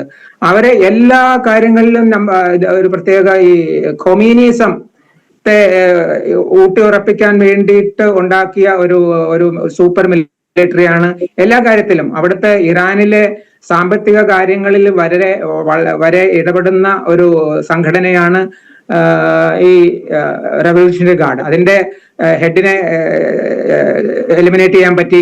അതുപോലെ ചീഫ് ഓഫ് സ്റ്റാഫ് നമ്മുടെ അവിടുത്തെ ആർമിയെ ചെയ്യാൻ പറ്റി. ന്യൂക്ലിയർ സയന്റിസ്റ്റിനെ ഒക്കെ എല്ലാം ചെയ്തു. അപ്പോ പിന്നെ പറഞ്ഞ പോലെ ഇപ്പൊ വേറെ നമ്മുടെ കോ പാനലിസ്റ്റ് പറഞ്ഞ പോലെ അവിടെ ഈ 46 വർഷത്തെ അടിച്ചമർത്തിക്കൊണ്ടുള്ള ഭരണത്തിനെതിരായിട്ട് അവിടുത്തെ പൊതുജനങ്ങൾ മാറിയില്ലെങ്കിലേ അബദ്ധമുള്ളൂ. ഈ 2 വർഷം മുമ്പ് നടന്ന ഈ ഒരു ഹിജാബ് ആന്റി ഹിജാബ് അതിൽ എത്ര പെൺകുട്ടികളാണ് പുറത്ത് വരാൻ ധൈര്യം കാണിച്ചത്. അപ്പൊ പെൺകുട്ടികൾക്ക് ഇത്രയും ധൈര്യം ഉണ്ടെങ്കിൽ വിദേശകാര്യ വിദഗ്ധൻ PJ വിൻസെന്റ് കൂടി ഒപ്പം ചേരുന്നുണ്ട്. ശ്രീ PJ വിൻസെന്റ്, ആ, ഇറാനെ ആണവായുധ നിർമ്മാണത്തിൽ നിന്ന് പിന്തിരിപ്പിക്കുക എന്നതിനപ്പുറം ഇറാനിൽ ഖമേനിയില്ലാത്ത ഭരണമുണ്ടാക്കുക എന്ന ലക്ഷ്യം കൂടി ഇസ്രയേലിനും അമേരിക്കയ്ക്കും ഒരു പരിധിവരെ ഉണ്ടല്ലോ. ഇനി അങ്ങനെ സാധ്യമായാൽ തന്നെ പശ്ചിമേഷ്യയിൽ മറ്റൊരു രാജ്യം കൂടി അസ്ഥിരമാകും എന്നല്ലാതെ മറ്റെന്തു സംഭവിക്കാനാണ്? സിറിയ, ലിബിയ, ഇറാഖ്, ഇനി ഇറാനും. ഈ പശ്ചിമേഷ്യയിൽ മാത്രം ഇത്രമാത്രം അശാന്തത എന്തുകൊണ്ടാണ്? പശ്ചിമേഷ്യയുടെ ഒരു സാംസ്കാരിക പ്രത്യേകത കൊണ്ടാണ് അത് സംഭവിക്കുന്നത്. ഇപ്പം പശ്ചിമേഷ്യൻ ജനതയെ കുറിച്ച് പറയുന്നത് ട്രൈബ്സ് വിത്ത് നാഷണൽ ഫ്ലാഗ്സ് എന്നാണ്. അതായത് ഗോത്രീയത ഉൾച്ചേർന്ന ദേശരാഷ്ട്ര സമൂഹങ്ങൾ എന്നാണ്. അവയ്ക്ക് പലതും അതിന്റെ ഗോത്രീയ സ്വഭാവങ്ങളെയും അതിന്റെ മതപരമായ സ്വത്വങ്ങളെയും അതിലംഘിച്ച് മതാതീതവും വംശീയാതീതവുമായ ജനകീയമായ ഒരു ദേശീയത അവിടെ ശക്തമായി രൂപപ്പെട്ടിട്ടില്ല എന്നുള്ളതാണ് അതിലെ പ്രധാനപ്പെട്ട പ്രതിസന്ധി. ഇപ്പോഴും മതസ്വത്വവും വംശീയ സ്വത്വവും എഥനോ നാഷണാലിസവും റിലീജിയസ് ഫണ്ടമെന്റലിസവും ഒരു പരിധിവരെ ഉൾച്ചേർന്നിട്ടുള്ള ഒരു ദേശീയ സ്വത്വവും ദേശീയ സ്വഭാവവുമാണ് അവർക്കുള്ളത്. ഇന്ത്യയിലൊക്കെ ഉള്ളതുപോലെ ഒരു ഇൻക്ലൂസീവ് ആയിട്ടുള്ള ഒരു സാംസ്കാരികമായ ഐക്യപ്പെടലിന്റെ ഒക്കെ അടിസ്ഥാനത്തിൽ സഹസ്രാബ്ദങ്ങൾ നീളുന്ന അനുഭവങ്ങളുടെയൊക്കെ ഒരു ഉൾച്ചേർച്ചയിൽ രൂപപ്പെട്ടു വന്ന ആധുനിക ജനാധിപത്യ ബോധവും ദേശീയതയൊന്നുമല്ല അവർക്കുള്ളത്. അതാണ് അതിലെ ഒരു പ്രധാനപ്പെട്ട പ്രതിസന്ധി. ഇനി മറ്റു രാജ്യങ്ങൾ അസ്ഥിരമായതുപോലെ പക്ഷേ ഇറാൻ അസ്ഥിരമാകാനുള്ള സാധ്യതയില്ല. ഇപ്പൊ സിറിയയിലെ പ്രധാനപ്പെട്ട വിഷയം അവിടെ 75% സുന്നി വിഭാഗത്തിൽപ്പെട്ട ആളുകളും അതേസമയം 25% വരുന്ന ഷിയ ന്യൂനപക്ഷം. ആ ഷിയാക്കളുടെ ഭരണമാണ് ഹാഫിസ് അൽ അസറിന്റെയും അതുപോലെ നിലവിൽ അവിടുന്ന് പുറത്താക്കപ്പെട്ട അദ്ദേഹത്തിന്റെ മകൻ ബാഷർ അൽ അസദിന്റെയും ഭരണകൂടം പ്രതിനിധീകരിച്ചത്. സ്വാഭാവികമായിട്ടും ഈ ഷിയ സുന്നി സംഘർഷത്തിന്റെ പശ്ചാത്തലത്തിൽ വേണം സിറിയയിലെ സംഘർഷം നമുക്ക് കാണാൻ. അതുപോലെ ഓരോ രാജ്യങ്ങളുടെയും അവസ്ഥ ഈ രൂപത്തിൽ വ്യത്യസ്തമാണ്. എന്നാൽ ഇറാൻ എടുത്തു കഴിഞ്ഞാൽ വളരെ കൺസോളിഡേറ്റഡ് ആയിട്ടുള്ള ഒരു റിലീജിയസ് ഐഡന്റിറ്റിയുടെ മേലെയാണ് ഇന്ന് ആ രാജ്യം നിൽക്കുന്നത്. അവിടെ ഇസ്ലാമിക് റവല്യൂഷൻ ഏറെക്കുറെ കൺസോളിഡേറ്റ് ചെയ്തിരിക്കുന്നു. അപ്പൊ അവിടെ സുന്നി ഭൂരിപക്ഷമുള്ള ഏക സ്റ്റേറ്റ് ബലൂച്ചികൾക്ക് ഭൂരിപക്ഷമുള്ള സിസ്താൻ ബലൂചിസ്ഥാൻ പ്രൊവിൻസ് ആണ്. അത് പാകിസ്ഥാനിലെ ബലൂചിസ്ഥാൻ പ്രൊവിൻസിനോട് അതിർത്തി പങ്കിടുന്ന ഇറാനിലെ ഏറ്റവും വലിയ രണ്ടാമത്തെ പ്രൊവിൻസ് ആണ് സിസ്താൻ ബലൂചിസ്ഥാൻ പ്രൊവിൻസ്. അവിടെ ഏകദേശം 28 ലക്ഷത്തോളം ആളുണ്ട്. അത് മാത്രമാണ് ഒരു സുന്നി ഭൂരിപക്ഷ പ്രദേശം. അപ്പം ഈ ഷിയായിസത്തിന്റെ ഒരു ശക്തി കേന്ദ്രമാണ് ഒരു 1500 വർഷങ്ങളെങ്കിലുമായിട്ട് ഈ മേഖല. അതുകൊണ്ട് തന്നെ അതിന്റെ ഒരു പൊളിറ്റിക്കൽ കൺസോളിഡേഷൻ അവിടെ ഉണ്ട്. പക്ഷെ ഇവിടുത്തെ ഒരു പ്രധാനപ്പെട്ട വിഷയം ഈ 1979 ഷിയ ഇസ്ലാമിസ്റ്റ് റവല്യൂഷന് ശേഷം പശ്ചിമേഷ്യയിലെ എല്ലാ മേഖലയിലേക്കും ഈ ഷിയ ഇസ്ലാമിസ്റ്റ് റവല്യൂഷനെ എക്സ്പോർട്ട് ചെയ്യാൻ ആയത്തുള്ളമാർ ശ്രമിക്കുന്നിടത്താണ് ഈ പ്രതിസന്ധി ഉണ്ടാവുന്നത്. അപ്പോൾ വെസ്റ്റ് ഏഷ്യയിൽ മുഴുവൻ സ്കാറ്റേഡ് ആയിട്ടുള്ള ധാരാളം ഈ സുന്നി സംഘങ്ങളുണ്ട്, സുന്നികളുണ്ട്. മിക്ക രാജ്യങ്ങളിൽ ഇറാഖ് ഒഴികെയുള്ള മറ്റു പ്രദേശങ്ങൾ, ഇറാനും ഇറാഖും കഴിഞ്ഞാൽ ബാക്കി രാജ്യങ്ങളിലെല്ലാം ഷിയാക്കൾ ന്യൂനപക്ഷമാണ്. ഈ ന്യൂനപക്ഷ വിഭാഗങ്ങളെ റാഡിക്കലൈസ് ചെയ്യാനും അവരുടെ ഇടയിൽ നിന്ന് മിലീഷ്യകളെ രൂപപ്പെടുത്തുവാനും ആ മിലീഷ്യകളെ ഉപയോഗിച്ച് അവിടങ്ങളിലുള്ള ഭരണകൂടങ്ങളെ അസ്ഥിരമാക്കുവാനും ഉള്ള ഒരു നെറ്റ്വർക്ക് ഇറാൻ ഉണ്ടാക്കിയിട്ടുണ്ട്. അതിനെയാണ് ഈ ഷിയ നെറ്റ്വർക്ക്, ഇറാന്റെ പോക്സുകൾ എന്നൊക്കെ നമ്മൾ പറയുന്നത്. ഇതാണ് യഥാർത്ഥത്തിൽ അവിടുത്തെ സംഘർഷത്തിന്റെ മൂലകാരണം. യഥാർത്ഥത്തിൽ ഇറാന്റെ പ്രാഥമികമായ സംഘർഷവും അവിടുത്തെ അറബ് സുന്നി സ്റ്റേറ്റുകളുമായിട്ടാണ്. അവർ യഥാർത്ഥത്തിൽ ഇസ്ലാമിക ലോകത്തിന്റെ വലിയ പിന്തുണ കിട്ടുന്നതിന് വേണ്ടി കഴിഞ്ഞ 2 ദശാബ്ദക്കാലം ആയിട്ടാണ് അവര് ഫലസ്തീൻ കോസ് വളരെ ശക്തമായി മുന്നോട്ട് വയ്ക്കുകയും ഫലസ്തീനികൾക്ക് വേണ്ടി വാദിക്കുകയും ചെയ്യുന്നത്. അപ്പോൾ ഈ അറബ് സുന്നി ലോകത്തിന്റെ ഒരു പ്രതിസന്ധി ഫലസ്തീനിയൻ വിഷയത്തിൽ ഫലസ്തീനികൾ മഹാഭൂരിപക്ഷം അല്ല, 99%-99%-ലധികവും സുന്നികളാണ്. അപ്പോൾ സുന്നി മുസ്ലിമുകളാണ്, ശക്തമായ അറബ് പാരമ്പര്യമുള്ളവരാണ്. അവരുടെ ഒരു വിഷയത്തിൽ ഒരു ഷിയ രാജ്യം ചാമ്പ്യൻ ആവുന്നു. മാത്രമല്ല ഇറാന്റെ ഒരു പ്രോക്സി ആയിട്ട് തന്നെ ഹമാസും ഫലസ്തീൻ ഇസ്ലാമിക് ജിഹാദെല്ലാം മാറുന്നു. അപ്പോൾ ഈ സംഘർഷത്തിന്റെ പശ്ചാത്തലം വളരെ പ്രധാനപ്പെട്ടതാണ്. പശ്ചിമേഷ്യൻ രാഷ്ട്രീയത്തിൽ പ്രത്യേകിച്ച് ഈ ഇസ്ലാമിക ലോകത്ത് മേൽക്കൈ നേടാൻ ഇറാൻ നടത്തുന്ന തന്ത്രപരമായ നീക്കം അത് ഇസ്ലാമിക വിപ്ലവം കയറ്റിയച്ചും അല്ലാത്ത ഇടങ്ങളിൽ അവരുടെ പ്രോക്സികളെ ഉപയോഗിച്ച് ഇടപെട്ടും മറ്റു സ്ഥലങ്ങളിൽ അവരുടെ തന്ത്രപരമായ സ്വാധീനം പ്രയോഗിച്ചും പശ്ചിമേഷ്യയിലാകെ ഇറാൻ സ്വാധീനം വർദ്ധിപ്പിക്കുന്നു. ഇതാണ് ഒരു സംഘർഷത്തിന്റെ മൂലകാരണം. ഇനി അവിടെ ഒരു ഭരണമാറ്റം മാത്രമാണ് കരണീയമായിട്ടുള്ളത് എന്ന നിലപാടിലേക്ക് ഡൊണാൾഡ് ട്രംപ് എത്തിയിട്ടുണ്ട്. ഇപ്പൊ 2010 ശേഷം ഇറാന്റെ ആണവ നിലയങ്ങൾ തകർക്കാൻ വേണ്ടി ഇസ്രായേൽ ശ്രമിച്ചിരുന്നു. 2012 ഗസയിൽ ഇസ്രായേൽ നടത്തിയിട്ടുള്ള ഒരു സൈനിക നീക്കമുണ്ട്, operation pillar of defence. 2014 operation enduring faith. ഈ ഓപ്പറേഷന്റെ പശ്ചാത്തലത്തിൽ അവിടെ ആക്രമിക്കാൻ ശ്രമിച്ചിരുന്നു. പക്ഷെ അങ്ങയുടെ ഒരു ചോദ്യം കൂടി, ഇനി ഇസ്രായേൽ അടങ്ങുന്നില്ല, ആക്രമിക്കാൻ തന്നെ തീരുമാനിക്കുന്നു, തിരിച്ചടിക്കാൻ ഇറാനുമെങ്കിൽ ഇറാൻ ഉന്നമൊന്ന് മാറ്റിപ്പിടിക്കുമോ? അതായത് US-ന്റെ താവളങ്ങളുള്ള സമീപ രാഷ്ട്രങ്ങളിലേക്ക് കടന്നു ചെല്ലാൻ അവർ ആഗ്രഹിക്കുമോ? അങ്ങനെയെങ്കിൽ കാര്യങ്ങൾ കൈവിട്ടു പോകുമോ? മൂന്നാം ലോകമഹായുദ്ധമോ? മൂന്നാം ലോക മഹായുദ്ധത്തിനുള്ള സാധ്യത തുലവും വിരളമാണ്.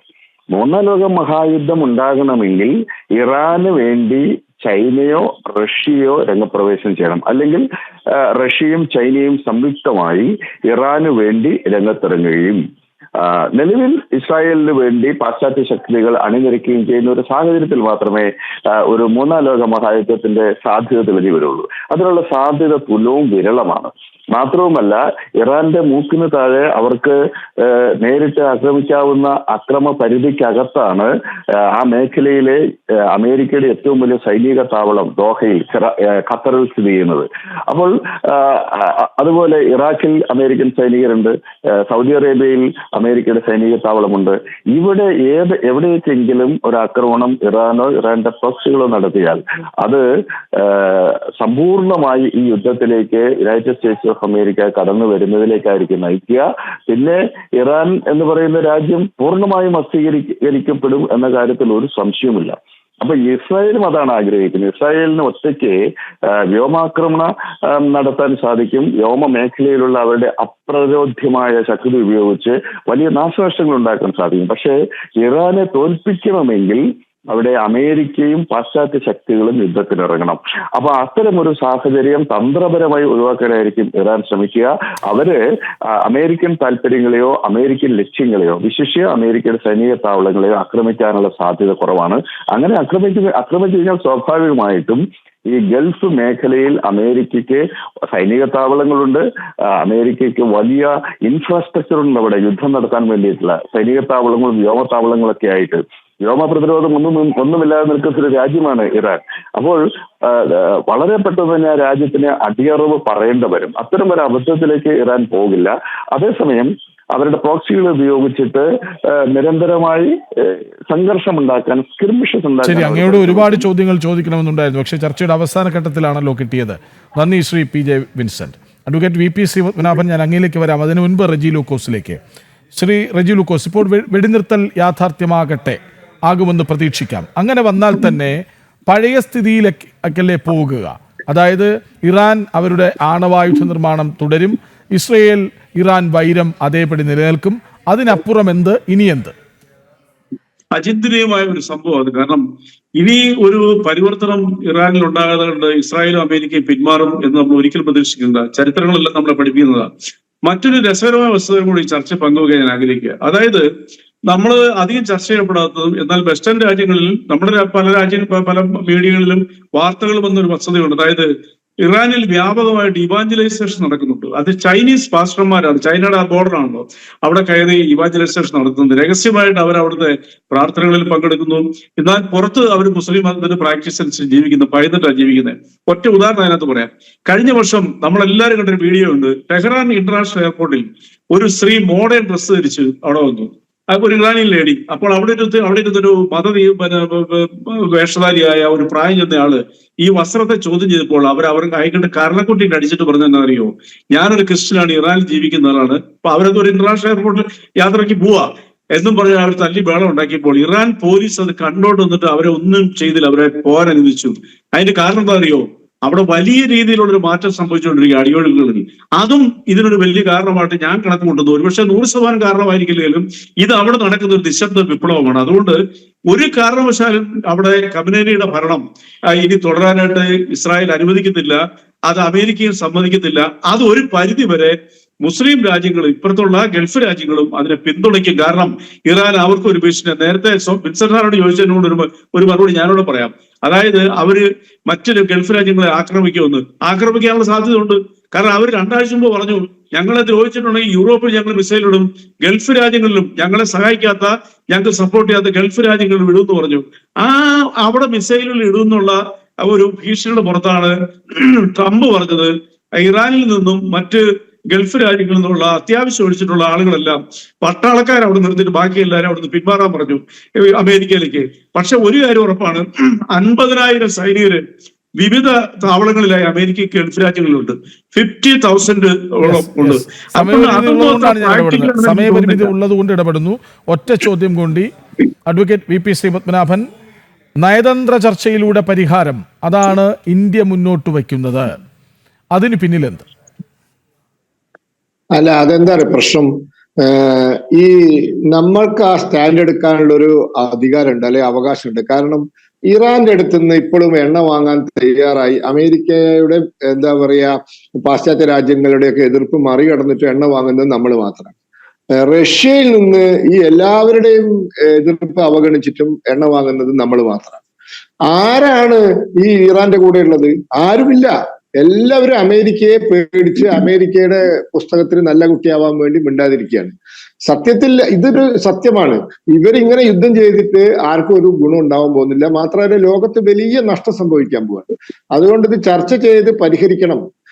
ഒരു ഒത്തുതീർപ്പിൽ ഇറാനും ഇസ്രായേലും എത്തിച്ചേരണം എന്ന് ഇവരുടെ മുഖത്ത് നോക്കി പറയാൻ നമുക്കല്ലാണ്ട് ആർക്കാ സാധിക്കുക? നമ്മളൊരു പക്ഷവും പിടിക്കാതെ നമ്മള് ഒരു സമാധാനത്തിന്റെ പക്ഷത്ത് നിൽക്കുന്നത് കൊണ്ടാണ് നമുക്കത് പറയാൻ സാധിക്കുന്നത്.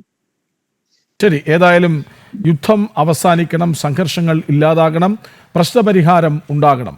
വളരെയധികം നന്ദി advocate VP Sreepadmanabhan, PJ Vincent, Reji Lukose, ഒപ്പം ബ്രിഗേഡിയർ വേണു നായർ ഒപ്പം ചേർന്നതിന്. ജനഡിബേറ്റ് പൂർണ്ണമാകുന്നു. നമസ്കാരം.